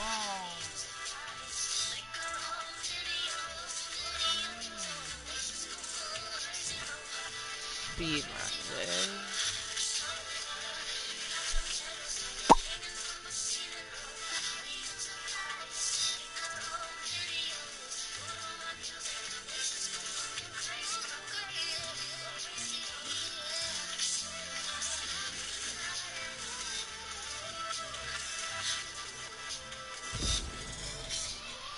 Oh shit, Platinum 3.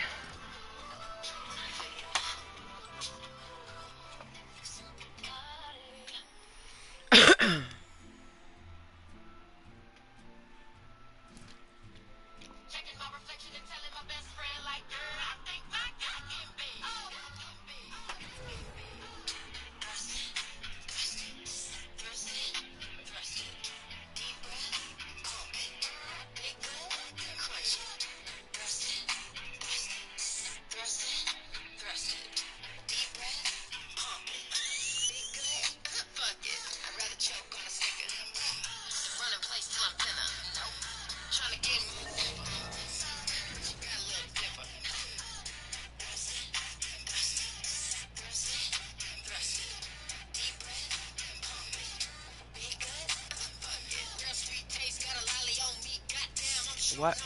Why is my car? All the cars are.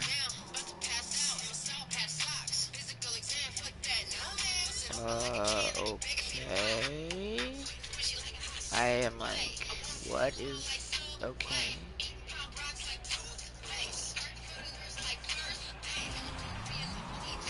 Oh, we just all start in the same spot.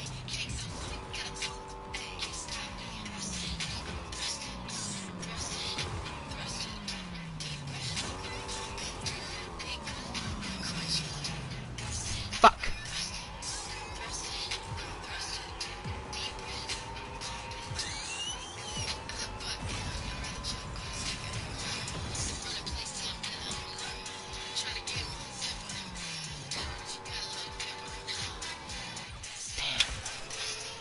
That's wild.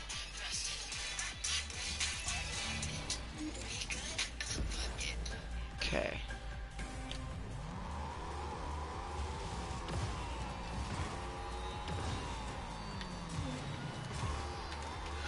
Oh shit.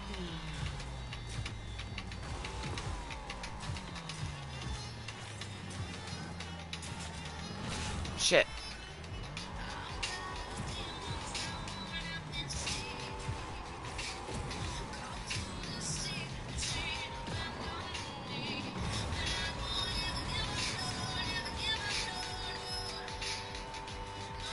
Damn, I did worse. Oh, oh, oh, oh.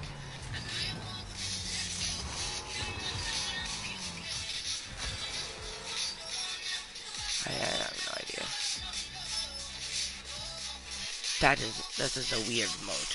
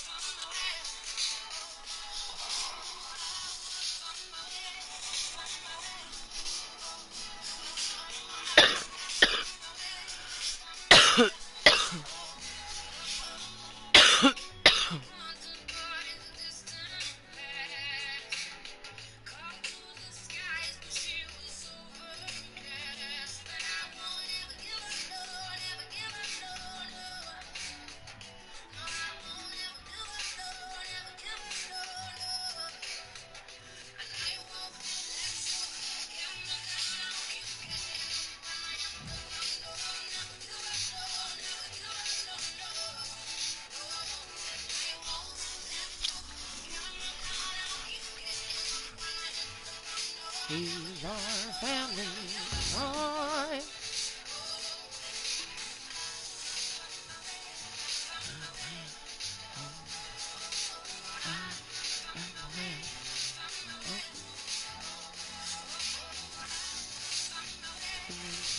Suspicious.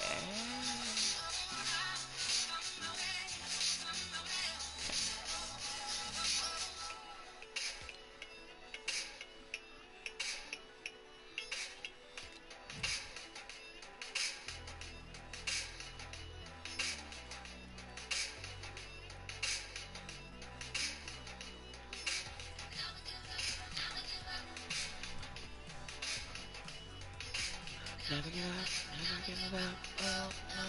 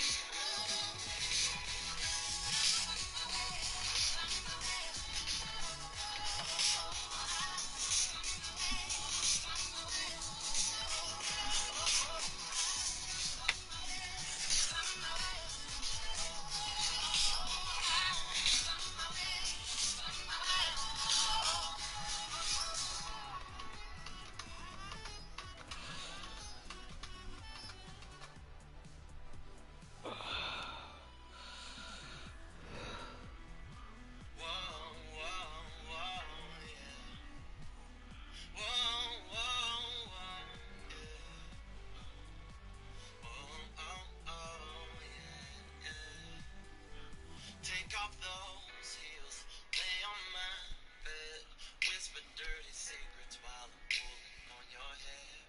Poison in our veins, but we don't need What's up, Salty? What you got for me? dripping on your body, baby. This some true Let the world see your imagination run wild. What can I piece together for you? I'm here to chat. I try not to get overwhelmed by packs of wolves. Too many of them can prove to be too much to handle. That's good advice. Thanks. Oh, some corn. Thank you. And I'm alright, I'm alright, I'm alright.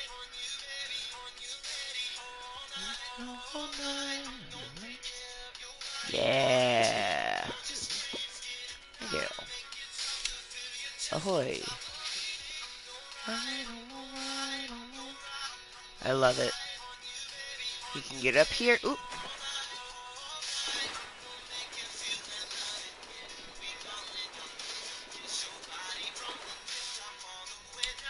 Okay. You can come up here and walk around. You can come into here, but he can't. There's no way for him to get on the stairs because they don't access, jumping. And then I have this platform that we can glide off of. Come up here, same thing, glide off of. And this is where past Amber left it for me to figure out.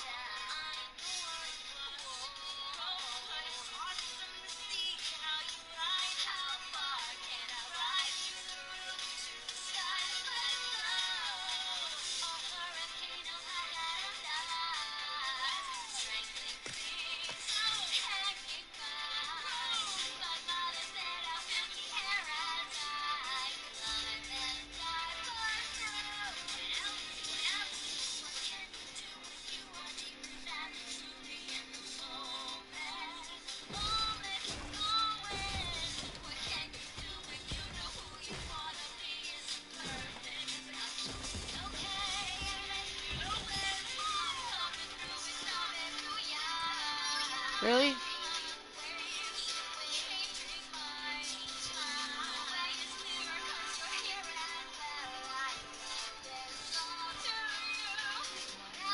You little piece of...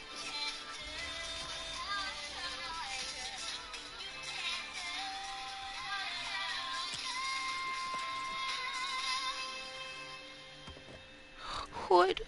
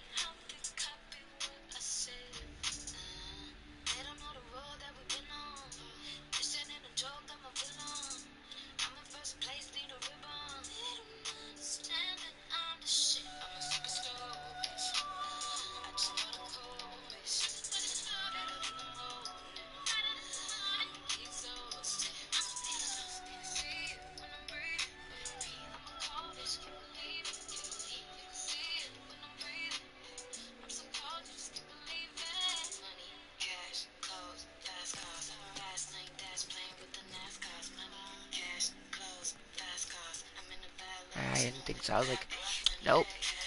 Bring it over this way a little bit. Okay. Try again.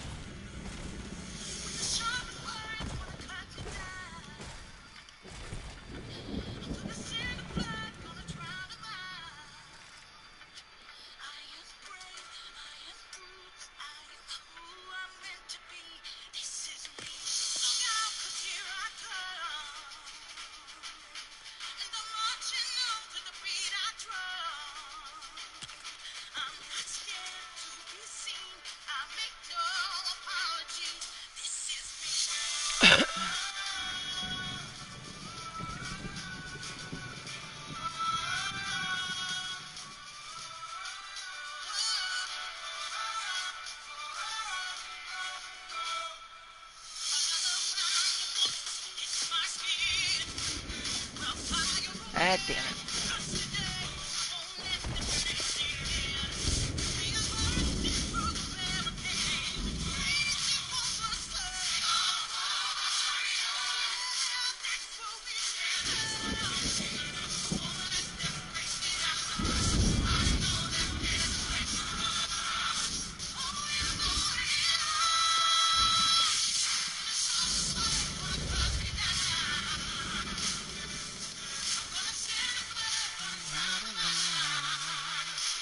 Dude, the beach has some wild weather. It was never like this. They done updated it and made it so intense. Marching out to the beat of drum. I answer to this scene. No apologies.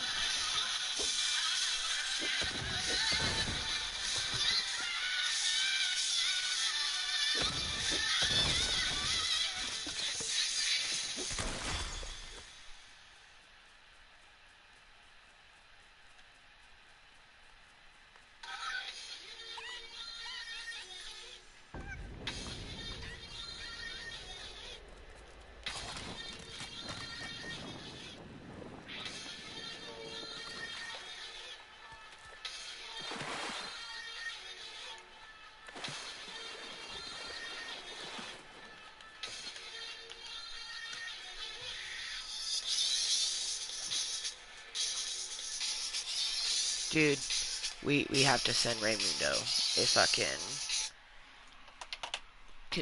right now.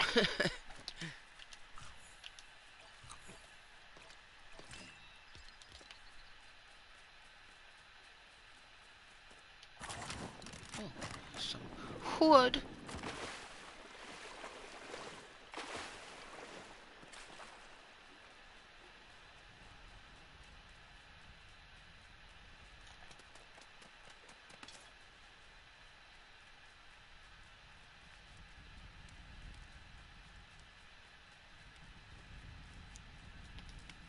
Okay, gonna sit, gonna load this, and we're gonna do a toke with my best duder. Also, it's 9 minutes to noon, so I'm gonna go ahead and take my medicine now.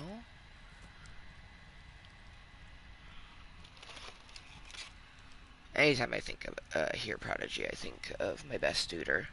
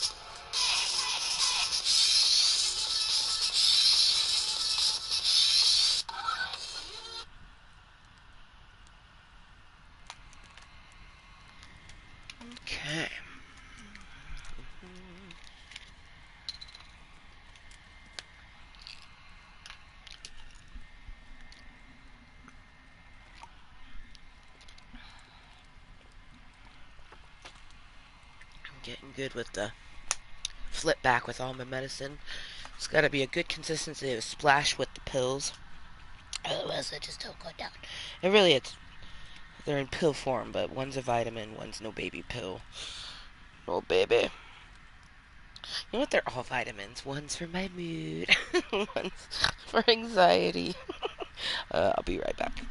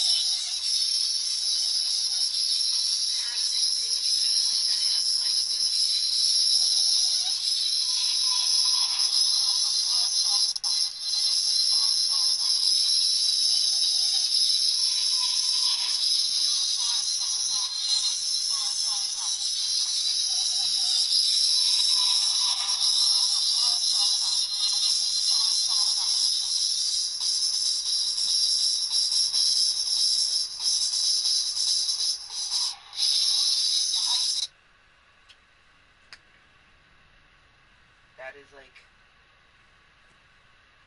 the most solid smoke with friends.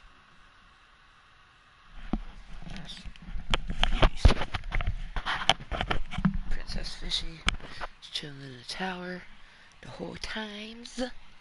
Yes, yes. Put you. But okay, yeah, we gonna plug you in.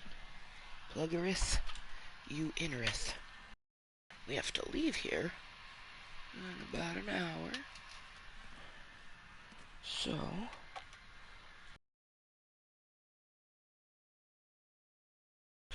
because it's officially noon as of 4 minutes ago.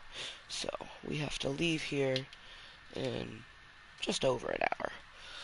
I'll leave here about 1:15 to ensure that I get there on time, because my hip is very unhappy.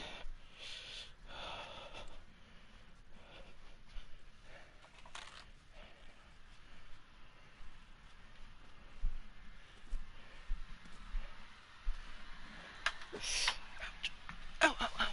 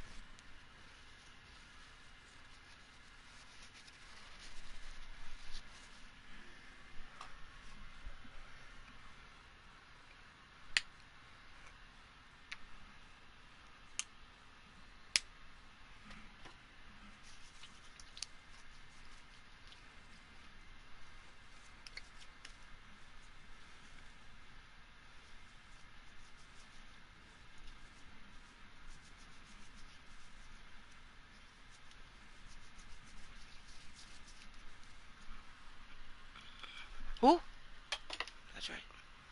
Leave it plugged in.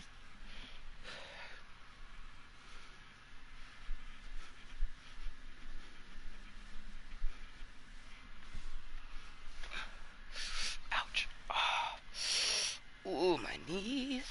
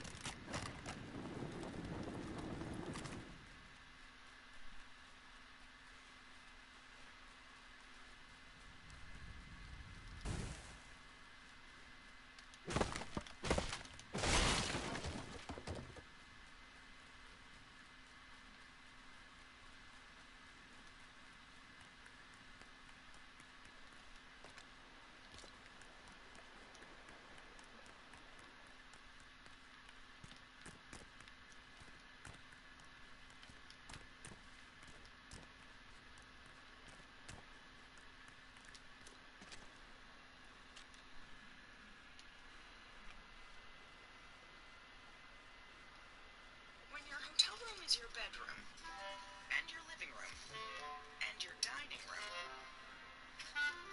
Maybe you need more than a hotel room.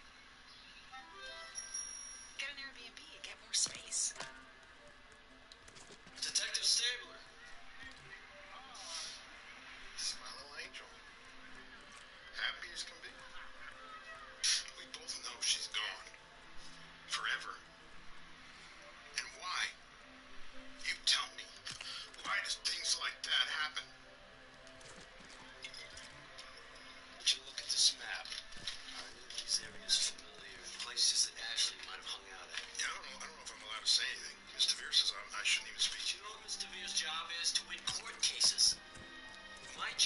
find Sierra no matter where she might be. Now, which one of us do you want to help?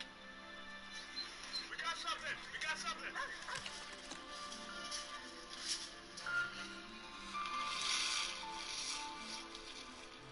Sierra Walker's death wasn't a homicide. She was just dug out of a shallow grave. She didn't fall in there playing hopscotch. Well, whoever put her in there didn't kill her. Encephalitis did. Swelling of the brain? Brought on by measles. How does that happen this day and age? She wasn't vaccinated. What's wrong, Alex? Don't you have enough evidence for the full Monty? Will I have to stay in jail?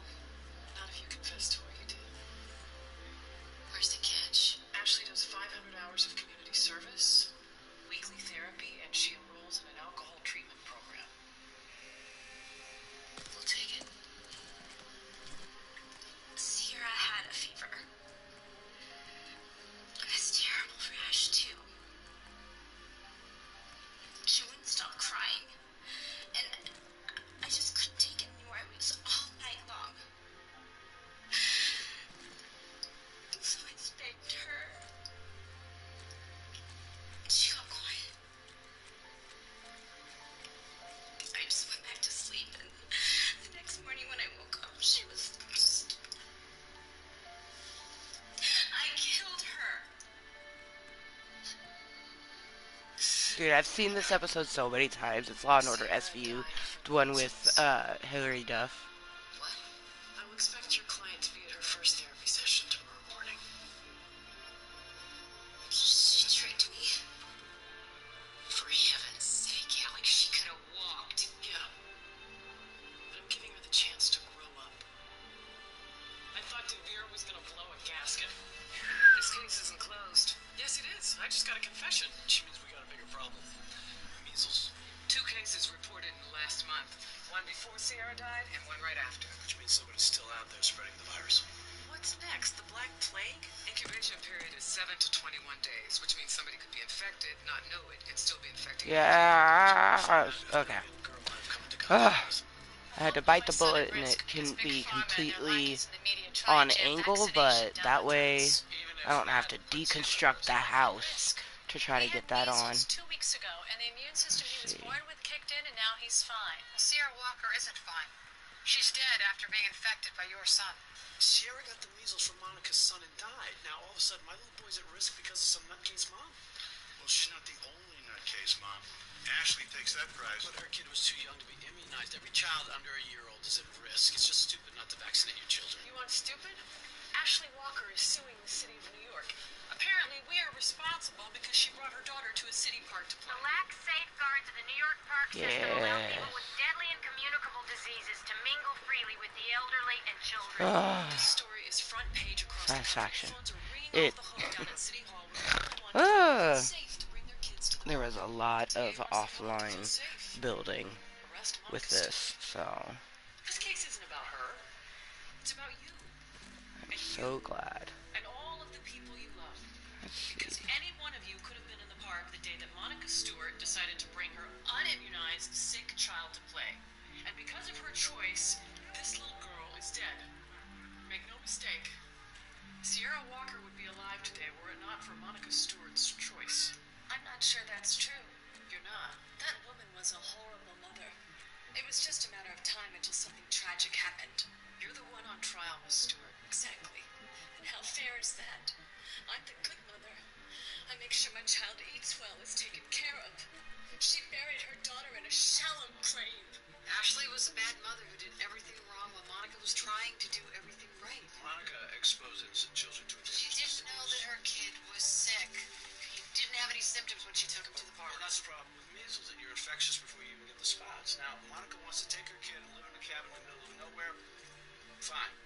But the minute she walks out that door, she's got to play by society's rules. Or somebody truly innocent ends up paying the price. How do you find the defendant? Not guilty. This is crazy! That bitch is guilty! Let go of me! This is not over. It'll never be over. Calm down. Don't tell me what to do. Just because you don't have the balls to fight doesn't mean that I'm gonna let that bitch get away with killing my granddaughter. What's going on? They threw a brick through the window. Lady inside called 911. Anybody hurt? Just shaking up. And she's just hiding inside like a cowardly bitch! you didn't blame her anymore. My mom set me straight. Boo-doo-boo-boo-boo. Shabba-dow-bow-bow.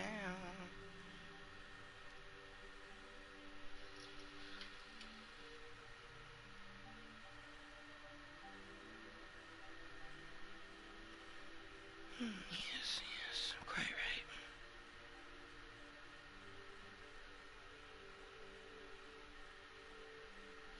Twisted Fire Starter. Gotta make sure to pay attention to the time. You know what, we should set an alarm for 1:11. Because that's when we'll take...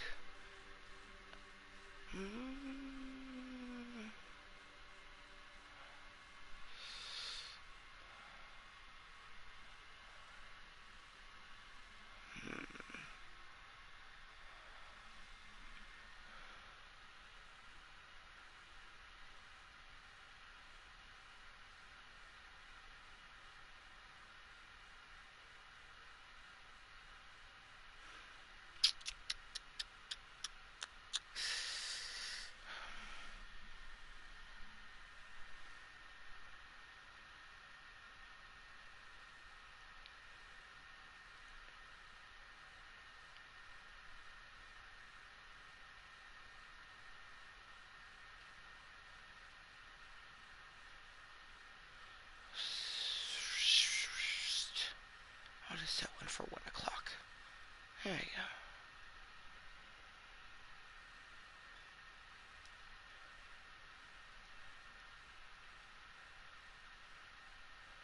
go. Oopsies. Okay. Kill. All set.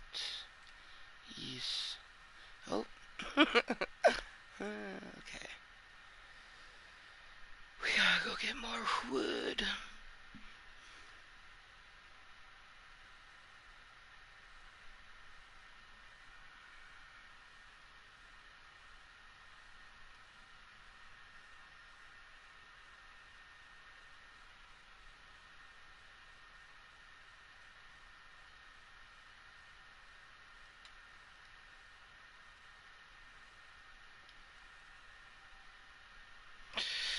Ooh, next episode has Dave Coulier. Oh, yeah.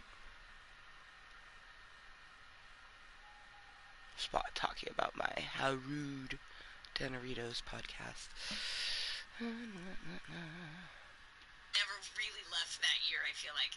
I'm still stuck back there. We're still recovering from all that. I'm still at the turn of the century. I mean, this last century, the end of 2000.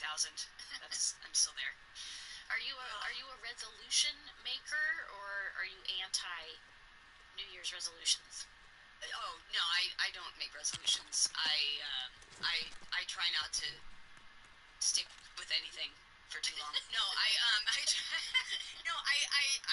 just know that it's too much pressure to put on myself. It's a thing where I'm like, oh, I know I'm not gonna radically change who I am in a year. Right. You know, it's not gonna happen. I'm not suddenly gonna become, a person that gets up at 4:30 a.m. and works out every day. It's just not gonna be me.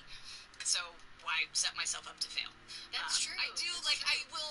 Usually January, it's my birthday, so why set myself up to fail?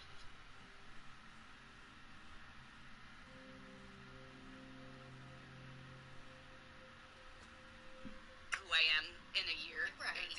It's not going to happen. I'm not suddenly going to become, a person that gets up at 4:30 a.m. and works out every day. It's just not going to be me. So why set myself up to fail? That's true. I do. Usually January, it's my birthday, so I'm always like, well, why start eating healthy now? Because, I'm going to indulge. But I definitely started, being like, okay, the holidays are over. Get rid of all the sugar. Get back being a little more active and all that kind of stuff. Yeah. What about you? Resolutions? I used to be a more of a resolution maker when I was younger and had more energy. What was your? Well, it was all about eat healthier or exercise every day. Or, it was all stuff about how I looked. And now I'm like, I'm middle aged now. I don't care. I don't care how I look. No, I do it for my mental health. Yeah, I don't care. Exactly. Yeah. I used to do an intention, a word, like joy or patience, and that would be my word of the year. Right. And I was just like, why am I doing this? No, like, yeah, you're setting yourself up for failure. Like, there's just, I ain't got time or patience for that. So now I'm just like, well, you know, if I can get on my Peloton and ride a few times a week, that's good. But if not, give yourself grace. Yeah, if I walk from here to the coffee shop at the end of the street, I'm like, look, I got an exercise and I was outdoors. Yes, look at me go. Yes, this is the year of giving ourselves grace. Yes. And not feeling bad about not sticking to resolutions or not even making resolutions. I don't feel bad about that. I'm not making any resolutions. Sorry, my teenager just walked by the window after just getting up. It's like 11:30 Christmas break. She just walked in front of the window, was like still in her pajamas, just half asleep. I was like, hello.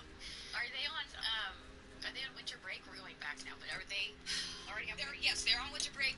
So we got a concussion the last week of school playing soccer, so she went on break a couple days earlier. Okay. Just because like the last few days were finals and all that stuff. So yes, so in the time traveling world of 2 weeks ago, they were off. They're off. Okay, Felicity's in finals right now, so all today, and I'm not excited for it. Again, no. Time traveling back. This is pre-holidays. I know. I don't want to do it. I feel the worst. No, it's the week of Christmas. You can't. What is wrong with you? You've been gone though, so you have to. I've been gone. Yeah, I've gone in Canada working, and so I've done some online shopping. I have a few things to get in person, and then pretty much whatever I don't get by tomorrow, like I don't care. Forget it. You know me in the holidays. I freak out. Gifts. Oh God. Gift anxiety. Yes. Gifting. I am the worst with gifts. With receiving gifts. It's fun to get gifts, but then if it's not the right gift, then I stress out, and then it becomes a whole spiral. Who's the hardest person to give a gift to in your family or your orbit or your neighborhood, whoever you're giving gifts to? Well, it depends, but sometimes Mescal, my husband, sometimes it's very hard to give. Oh, really? Okay. But this year he's gotten into, he and his friend are getting into like backpacking and doing some hiking, and like they're kind of setting up for like a 4-day like long distance one, so they've been doing a little more. So there were some things he wanted for that made it a little bit easier. Okay, that's good.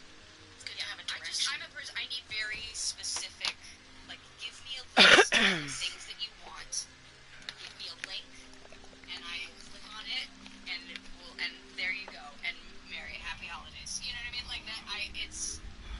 Unless it's like throughout the year where I see, like sometimes I'll see something that reminds me of you, or you know, then yes, then I'll think of it. But I just the holidays are a lot. So if you're also just getting through the holidays and it's now 2024, just let it go.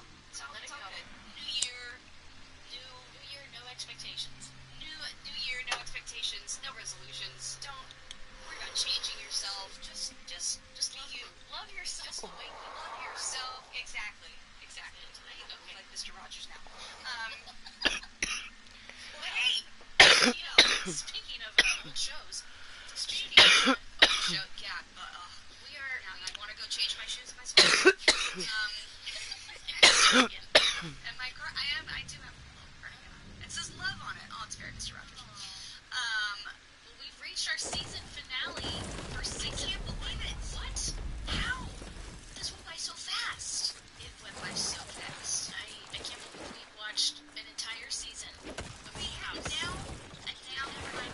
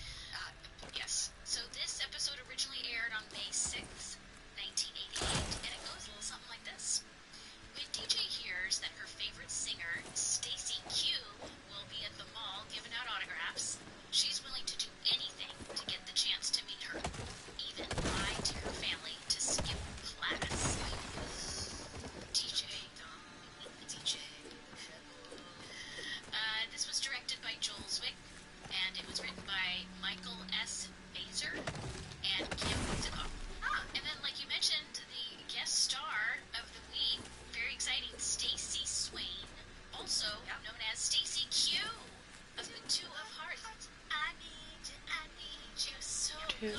Oh my gosh. Her music was the classic. I don't know why she's Two not like hearts great that enough for beat one hit as record, one. Maybe you could bring back a cruise just for her. Yeah, there we go. Stacy Cruise. And I didn't know that she also appeared in Facts of Life for 2 episodes. No, I didn't know that either. She's got As quite the Stacy credits. Q, or like as Stacy Swain? Oh, I don't know. That's a great question. Yeah. But She's also an OC girl, like us. she is. Fullerton. She's from Fullerton. So yeah, no, that's very exciting. Go Orange County. We have a producer note that she didn't play herself on Facts of Life. She played a character named Cinnamon. Got it. Okay. I don't know what kind of character that is. I don't know. Right. I don't know whose name. Cinnamon. She did have great red hair, though. Yeah, she did. Okay. She was a little red hot. Okay, so let's get into the episode. We open in the girls' room where DJ is singing to "Don't Make a Fool of Yourself" by Stacy Q, using a hairbrush as a microphone. So relatable, and Candace is really selling this moment because I used to do this with my New Kids on the Block songs in my bedroom, singing with the hairbrush. Did you do this?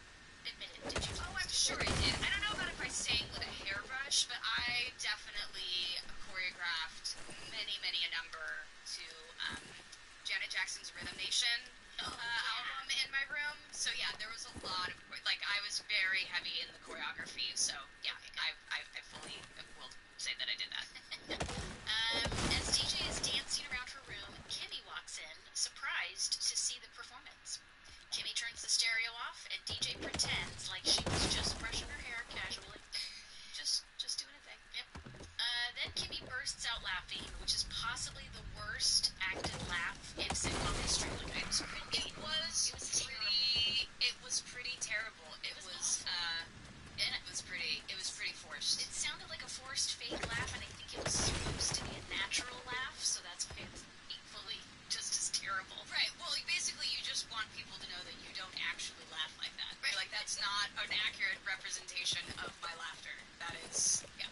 Clearly, I needed to work on those acting skills throughout the next 8 seasons. Well, of this show. you were looking for something funny to laugh at. So Okay. you were looking. So DJ defensively says, "Oh, like you never do this?" And Kimmy responds, "Not like that." Oh, judgy Kimmy. She excitedly walks over to DJ, showing her a letter that will get her out of school tomorrow. DJ starts to read the letter and that explains that Kimmy's absence is due to their family rabbit having bunnies. And her parents want Kimmy to share the miracle. Wait, isn't it Cammy? When she's reading it, doesn't she say Cammy? Because it's written by your older brother Garth. I swear that I heard that. Maybe is it like the Yinny Yanny whatever? Maybe. But I didn't hear I thought when she was reading the thing and I thought that was one of the jokes was that it says Cammy is going to whatever and it's Because like Garth wrote it. We assume Garth wrote it. And right, doesn't and know his sister's name. right. That would fit right in with this Gibbler family lore. Yeah, unless I made that joke up in my head and heard it on the script, I don't know. Weirder things have happened, but I feel like that interpretation. I feel like that was a joke that happened in there. Yeah. Yes, I agree with that. That's a joke. Yeah. So Kimmy admits that her parents didn't actually write this letter because they're in Vegas, but her big brother wrote it for $20 On an archaeological dig. that came in Fuller, where this family has never been consistent in their careers, their involvement in family life. The Gibblers are spies. They are. They're just constantly making up stories about. Yeah. Always, and they're constantly making up how many children they have and the genders. Like there's no continuity in the Gibbler They family. have a gambling issue. Oh. That's why they're in Vegas. And they're like, yeah, no, we've got 7 kids to worry about. No, we have 4. No, we have, I don't know. Or they just forget that they have kids, and that's why they're in Vegas. Could be that too. Yeah. So Kimmy's big brother wrote this note for $20, but Kimmy reveals that she actually took the money from his wallet, so it all works out okay for her. So DJ tells her this means you can go to the mini mall and get Stacy Q's autograph.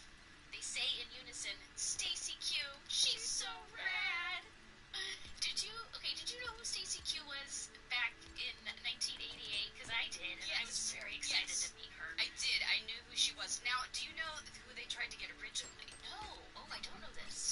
backstory to this. So originally, I believe they tried to get Tiffany. Oh, that would have been It was very big at the time, and I believe the story went that they asked her, or they asked her management team, and she turned it down, and then they went out to CCQ.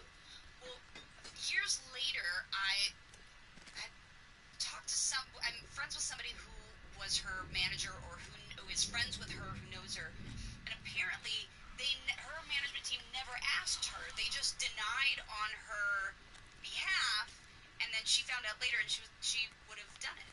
How rude! That is incredible. I didn't know that. And I would have been stoked. Yes. Because you know who she was dating, Tiffany, back in the day? Jonathan the Knight, names. before he came out, obviously. So they were dating. They were like the couple of 1988 or 87, whatever it was. So, oh my gosh, if she had come to set, she would have brought Jonathan Knight to set. It would have met him for the first time. It would have been a whole, your entire life could have been different. Yeah. Easily. Yeah. You would have been the sixth new kid. Sure. Let's go with that. If only. We got Stacey but anyway, Q instead. I seem to remember this is someone informing me of this story. Okay, that's fascinating. I didn't know that. I'm very excited to learn that. But I'm also very glad we got Stacey Q, because she was a rock Stacey star. Q was amazing, and she autographed and gave us albums, and I listened to that album over and over and over again in my room at home. Yeah, loved it. I felt so cool. So at this moment, Stephanie walks in, asking the girls, "What are you doing?" The girls give her a blank stare, obviously uninterested. So Steph waves her hand in front of them and asking, "Hello?" DJ explains to Stephanie that your world is down here, our world is up here, motioning to their height differences. So Steph grabs a chair and stands on it, making her the same height, and asks if she can play with them now. I mean, problem solver. Yeah. Okay. Problem solved. Now what? Yep. Love it. I love that. So next we are in the living room, where Danny yells up to the girls to come down and say goodbye to him before he leaves for LA. Danny gives Jesse and Joey some phone numbers that they may need while he's away. He rattles off too many names like pediatrician, grandma, police, and Jesse jokes, "Oh, you left out the White House and the Equalizer." By the way, did you notice he says grandma, and this is the thing, the hill I'm going to die on, but all of this. He says grandma and other grandma, which would be Jesse's mom. Right. And Jesse should already have her phone number. And then grandma... Nobody says, like, grandma and your mom. No. It's grandma and other... Yeah. They always just refer to her as just the grandma, not Jesse's mom. And then Danny's mom doesn't she live in Seattle or Tacoma? So, yeah, she's not... Right. What would her phone number do for them? I don't know, whatever. That's okay. Danny's just being Danny. So, covering all of these bases. I needed to cover that again. I'm glad you just saying. So Danny admits that he may be overreacting, but it's his first time being away from the girls overnight. To which I say, no, he's not overreacting. Do you remember back in episode 2, our very first night, he brought a whole dang band into the living room and kept the girls up half the night? So, of course, Danny's not overreacting. Danny is covering his bases. No, he's like, this is last time I left, I walked into a concert. Right. Yeah. So, yeah. I admire Danny for being and not only a concert, a lost kid.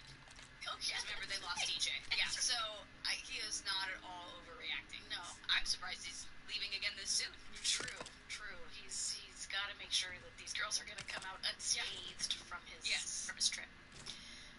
So DJ and Stephanie come down and they give their dad a big hug, saying that they'll miss him. Danny continues to hug each of his daughters separately, telling them he'll miss them, and includes Kimmy in the rotation. Aw, he hugged Kimmy. He did. This was our first. I wrote it down. I was like, Kimmy wait, Danny hug. Danny's hugging Kimmy. This is amazing. This was one of the first and only times, and it comes back in Fuller House 36 years later, where we finally hug for real at the end of that series. So Steph yells to him, "Take it easy. You're hugging other people's kids." Danny pats Kimmy and apologizes.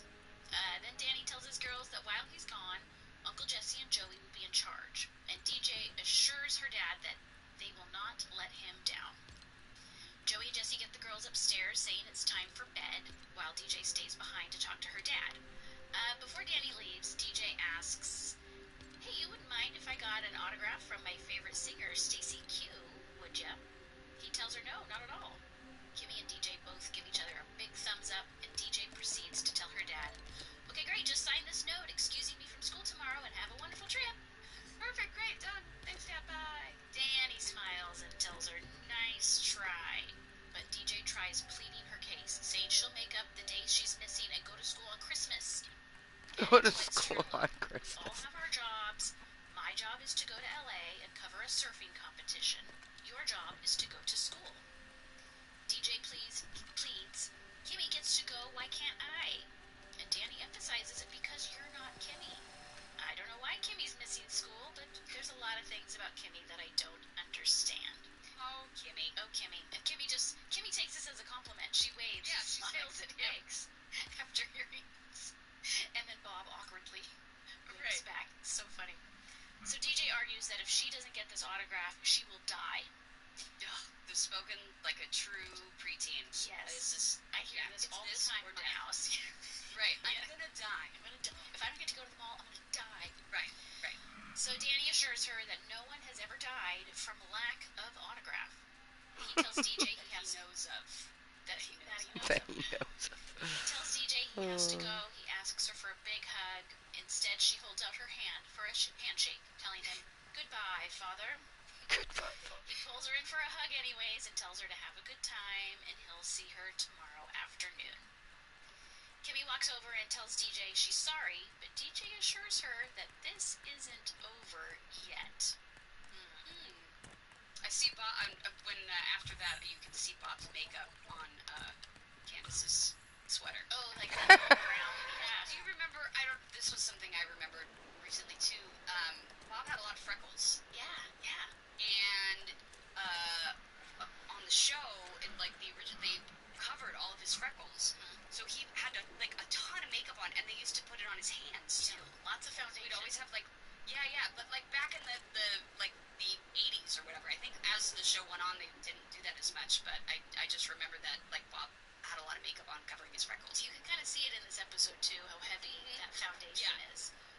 It was also the 80s, and the lighting was, there was no HGTV or HD TV back then, so. Right, nothing was in 4K. No, yes, yeah. At Metro, get an iPhone 12 with 5G and a dual camera system for $99.99. Take amazing pictures and share them instantly. And don't put up with life's yada yada. Like photo bombers, zoom, crop out, and bye. You don't take yada yada in life, don't take yada yada from your wireless provider. Get iPhone 12 with 5G with no activation fees and nada yada yada. Only at Metro by T-Mobile. Switch to Metro, bring your ID. This offer isn't available for customers currently at T-Mobile or that have been with Metro in the past 180 days. State Farm is committed to being your top choice when ensuring the things that matter to you. My Cultura podcast host, Ramos, also believes in the power of financial knowledge. That's why he makes sure to share his financial tips on his podcast, Life as a Gringo. I feel like when it comes to investments and real estate, that was, for me, one of the biggest things when I was wanting to purchase my first home. I didn't want to just buy a house. I wanted to buy a property that also made me money, so I ended up buying an investment property, a mixed-use property. So with the property that I purchased, I actually have a tenant. I have a storefront where I have a tenant who rents that, and then I have a residential part of it in the back where I actually live. I basically have somebody else paying my mortgage for me. And that means that I'm able to then save more money. I'm able to invest now in other things. That was the point of getting an investment property. Like a good neighbor, State Farm is there. Dang it. Learn more at es.statefarm.com. State Farm is a proud partner of the My Cultura Podcast Network. 37,025. 1. These are the 3 numbers to remember to get the visibility and control you need to make the right business decisions instantly. 37,000. That's the number of businesses which have upgraded to NetSuite by Oracle. NetSuite is the #1 cloud financial system, streamlining accounting, financial management, inventory, HR, and more. 25. NetSuite turns 25 this year. That's 25 years of helping businesses do more with less. Close their books in days, not weeks, and drive down expenses. 1. Because your business is one of a kind, so you get a customized solution for all of your KPIs in one efficient system, with one source of truth. Manage risk, get reliable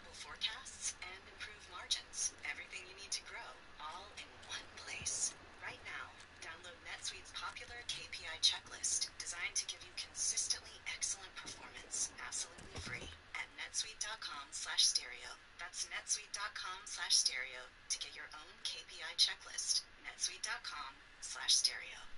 So next, we are in Uncle Jesse's room, where Uncle Jesse is singing an original song and admits out loud, God, that was horrible.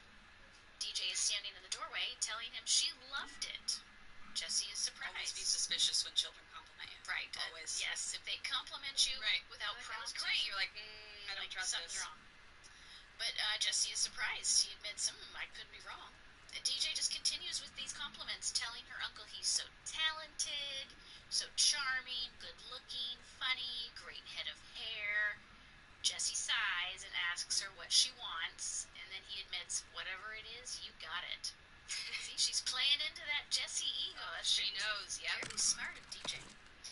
DJ asks if she can interview him. She has an essay due on the person she admires the most. And of course, she picked Jesse. Oh, of course. He is honored. He pulls up a chair for her, saying, go, be, do. Jesse starts his interview telling DJ how it all started about 150 years ago with his great-great-grandfather, Spiro. DJ asks, no, let's just skip to his life, asking if he was a wild child. Jesse confirms that he was a rebel munchkin. In his coloring books, he would even color outside the lines on purpose. She continues to ask if he ever ditched school, and he admits, yeah, it happened once in a while. He tells DJ he's not proud that he used to ditch school, but he was the best, which he's not proud of either. He ditched school to see the Rolling Stones farewell concert, trying to recall if it was their 5th or 6th, and deciding it was their 6th.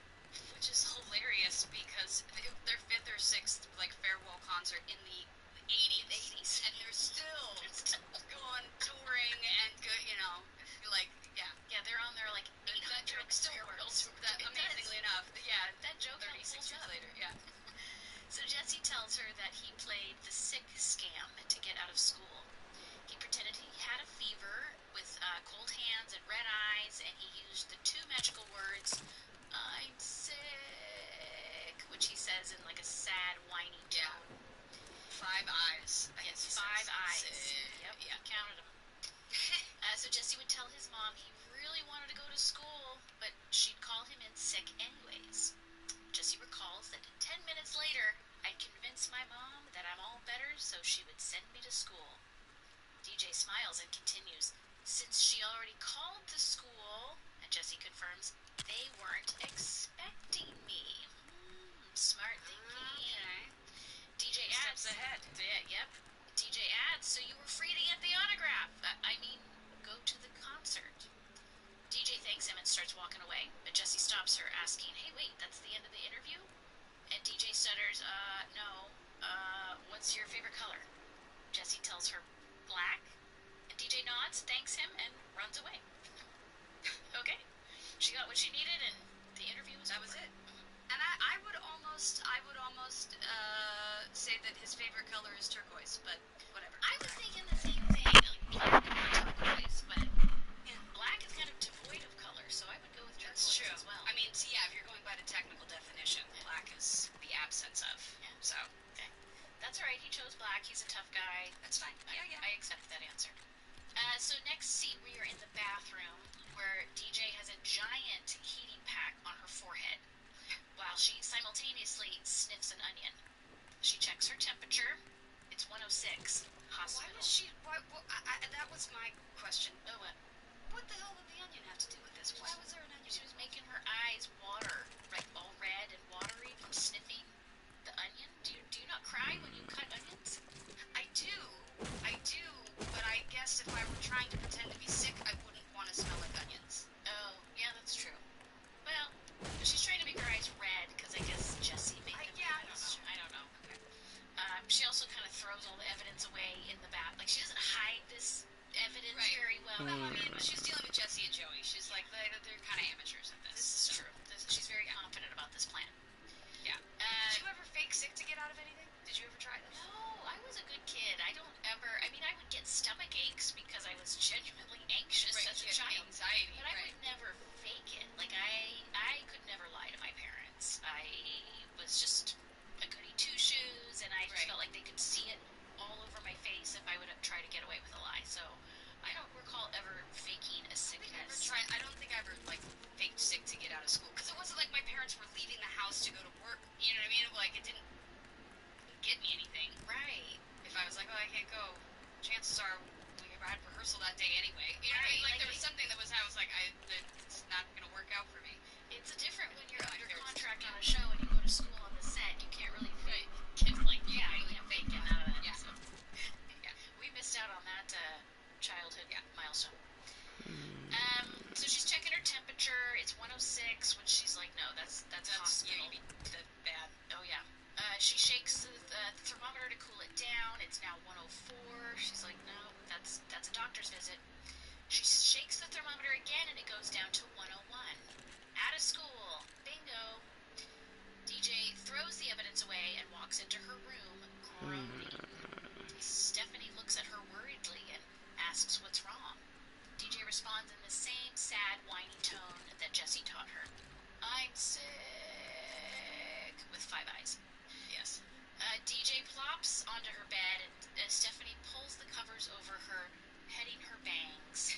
This is so sweet how you're, like, literally petting her like a emotional support animal. The little baby. So sweet.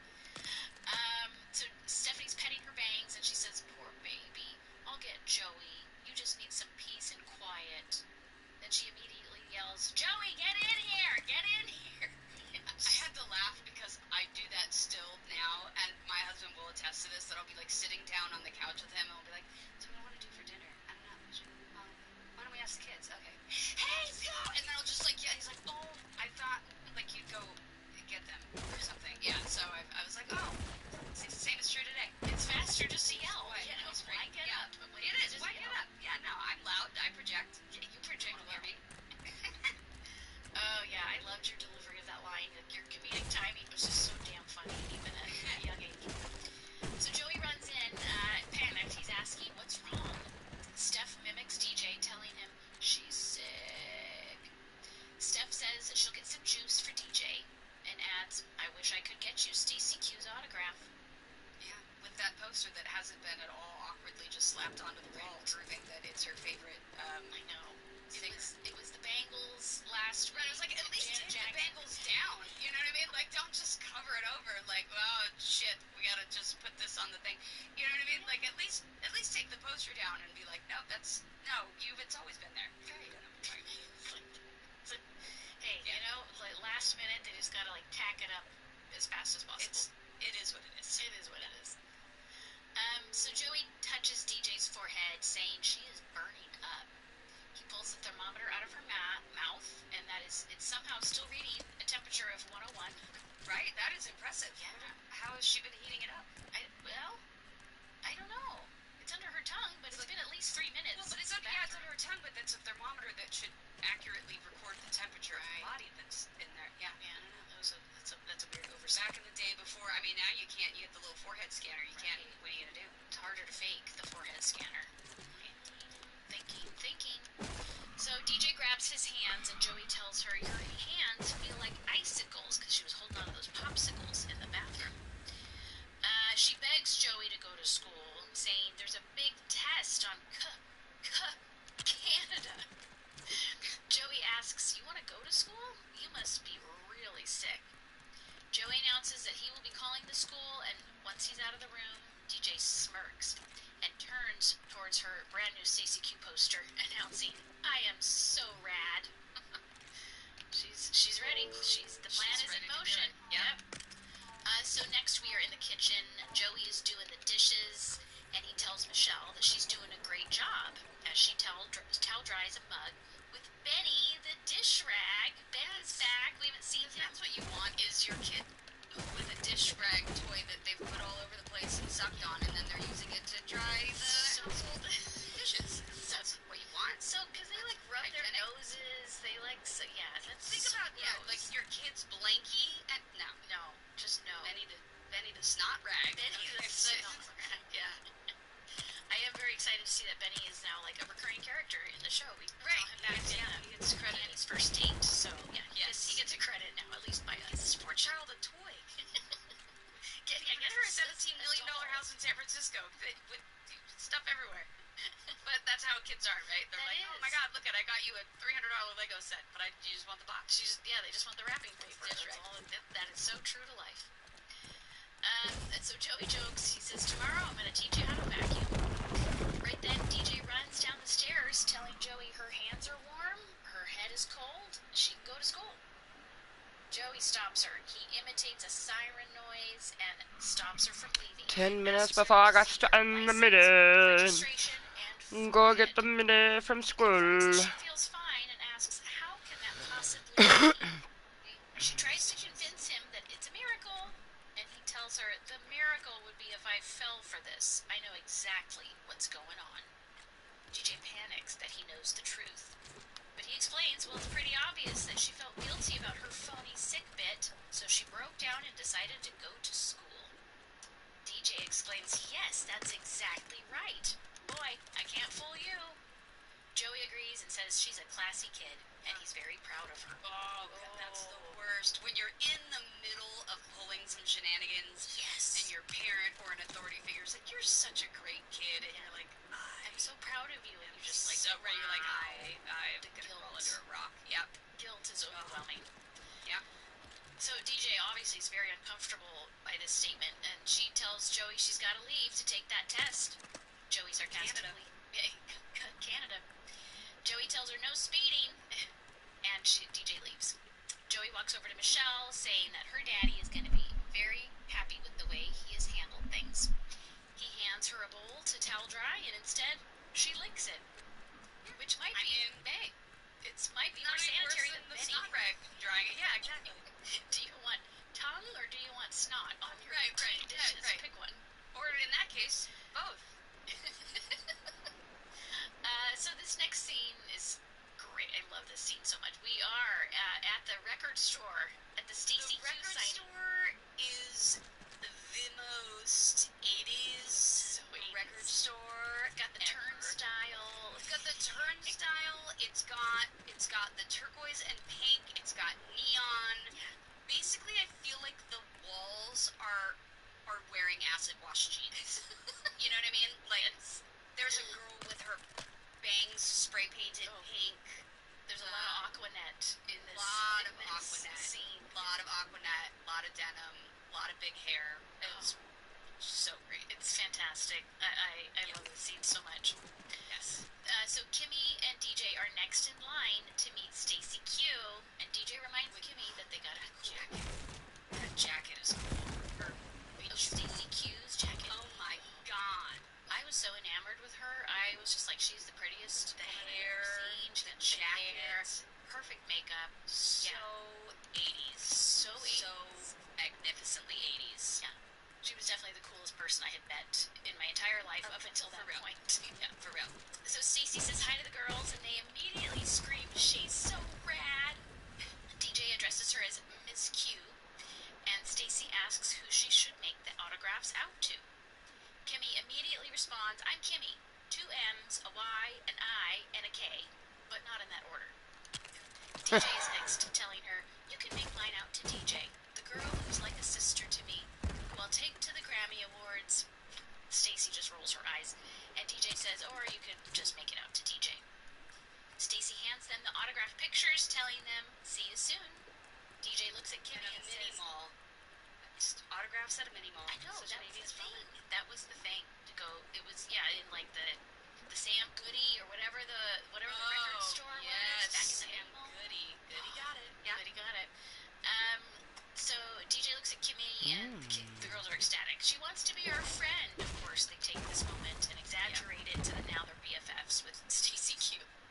Right.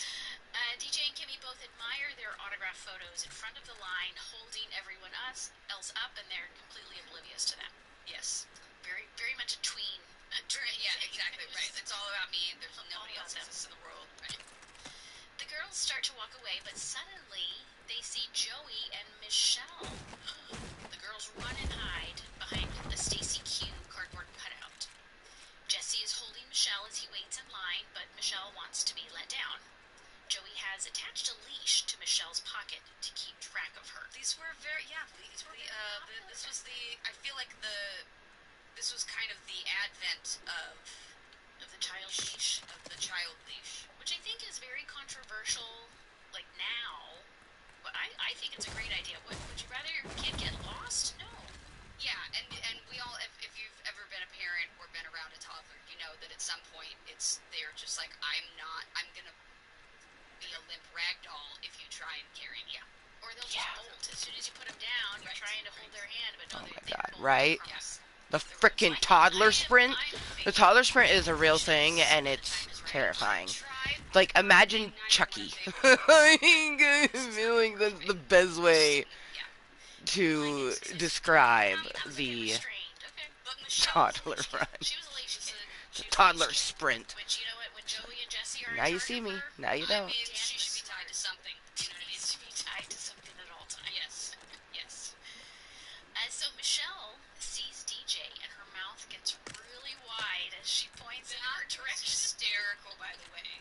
Like, I don't know who was playing peekaboo or what was happening. So the fact that I've never seen one of these buildings, I'm so proud of myself for building like a roof, because there is some interesting pieces. But Michelle starts running up to her. DJ throws Michelle's Benny ragdoll towards Joey, but Michelle fetches it and brings it back to DJ. DJ's like, I can't believe it. I taught her this game. Joey starts to tug on Michelle's leash, trying to bring her back. Joey asks the cool girl next to him in line if she can save him a place. He explains, what? She's the one with the pink hair. Oh, yeah. Spray painted hair. Yeah, she looks cool. I don't blame Joey for, he's kind of like trying to hit on her here. He says, oh, I have to get my little baby, and it's not even my baby. But this woman could not care less. She's just like, dude, get out of my line. Right, she's like, no, I'm just here for Stacey Q's autograph. I don't know why you've got a kid on a leash with a dish rag. I don't even know. Like, that's do you blame her? No. Right? Yeah, she's probably like, bro, take your dish rag leash kid. And, yeah, like, he's like the creeper dude. It's like, why are you here? So Joey walks over to Michelle, and he finds her, and he finds DJ. Ta-da!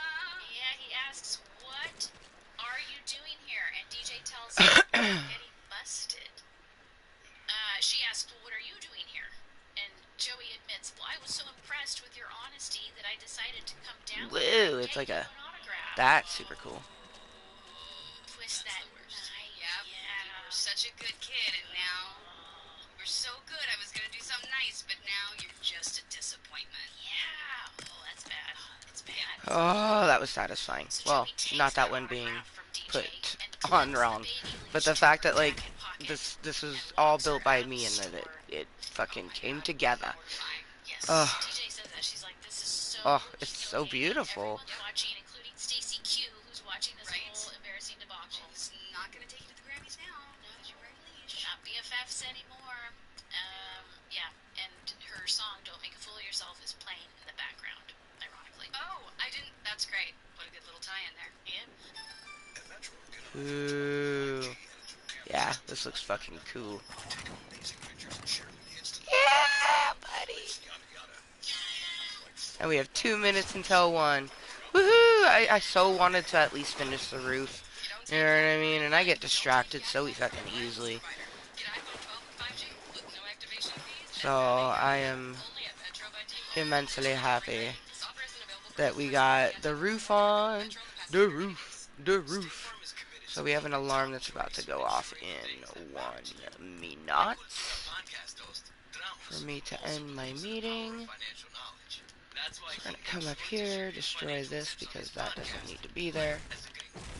Do you personally have your own sort of calculator as far as mentally when you want to treat yourself to something that you all deserve to be, you know, living the life that Take one last hit skis. in a responsible way that like we know we can afford it.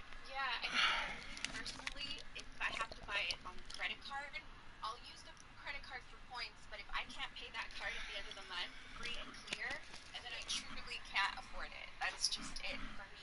Like a good neighbor, State Farm is there. Learn more at Ew. es.statefarm. Officially 1 o'clock. I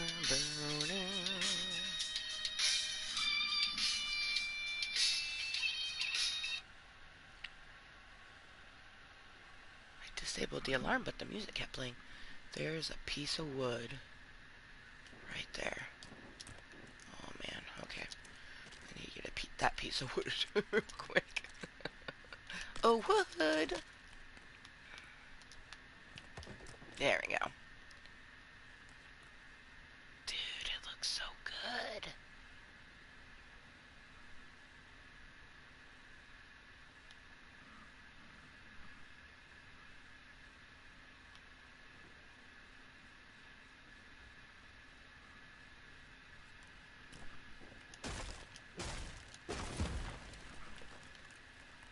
Yes.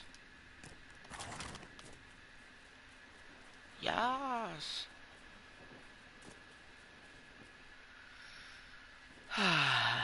It's beautiful.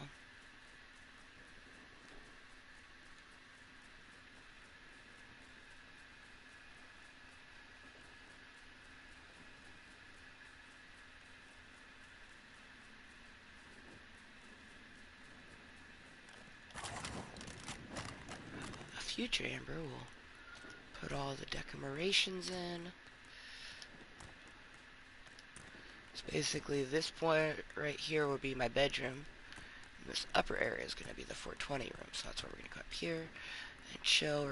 It's going to have, just like the whole room itself is going to be a 420 room. So we're going to decorate the shiznit out of it. I really like the design of this, how it all came together.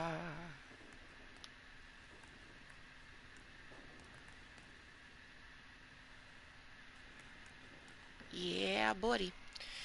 So cheers. Thank you to anyone lurking, twerking, watching incognitally. Tomorrow is Wednesday. I may quite possibly make some content tomorrow.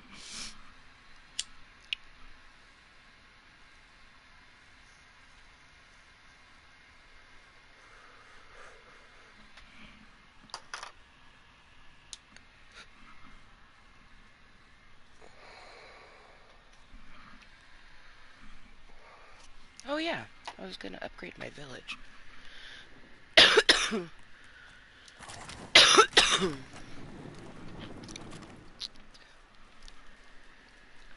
grab these slabs real quick.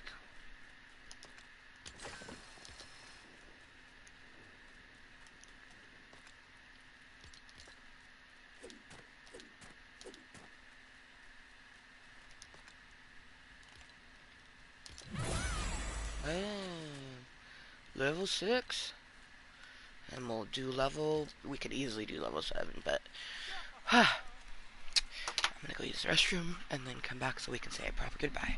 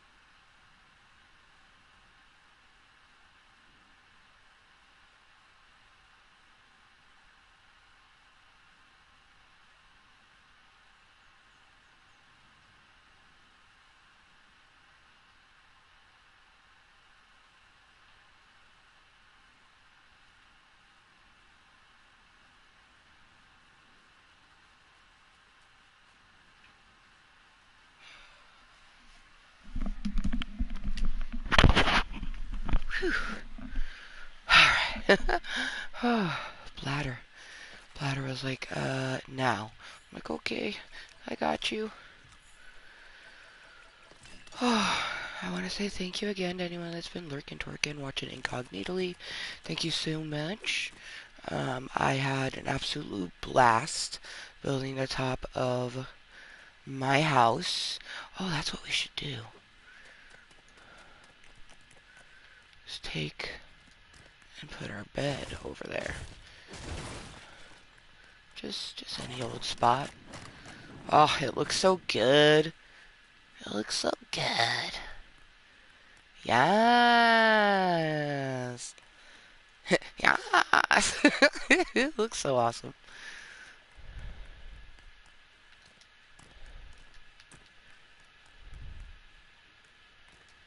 Okay, this is the area they can get to. And then I'm gonna put my bedroom here.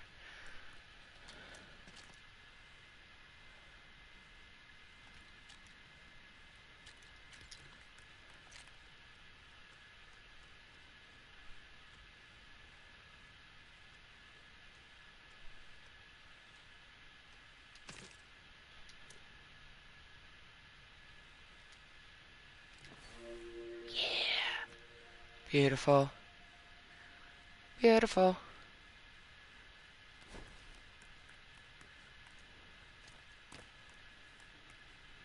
Her bed is underneath the stairs. Harry Potter bed. And then we'll decorate her room at a later time. Same thing as for 20 room. It's, oh, this is just also magnificent. Alright. I'm gonna back her up. I just want to say thank you again to anyone that's been lurking, twerking, watching incognitally. I hope that you always live your life as moistly as you can. To be moist is just simply to be 100% yourself. Be you. Love yourself and be loved.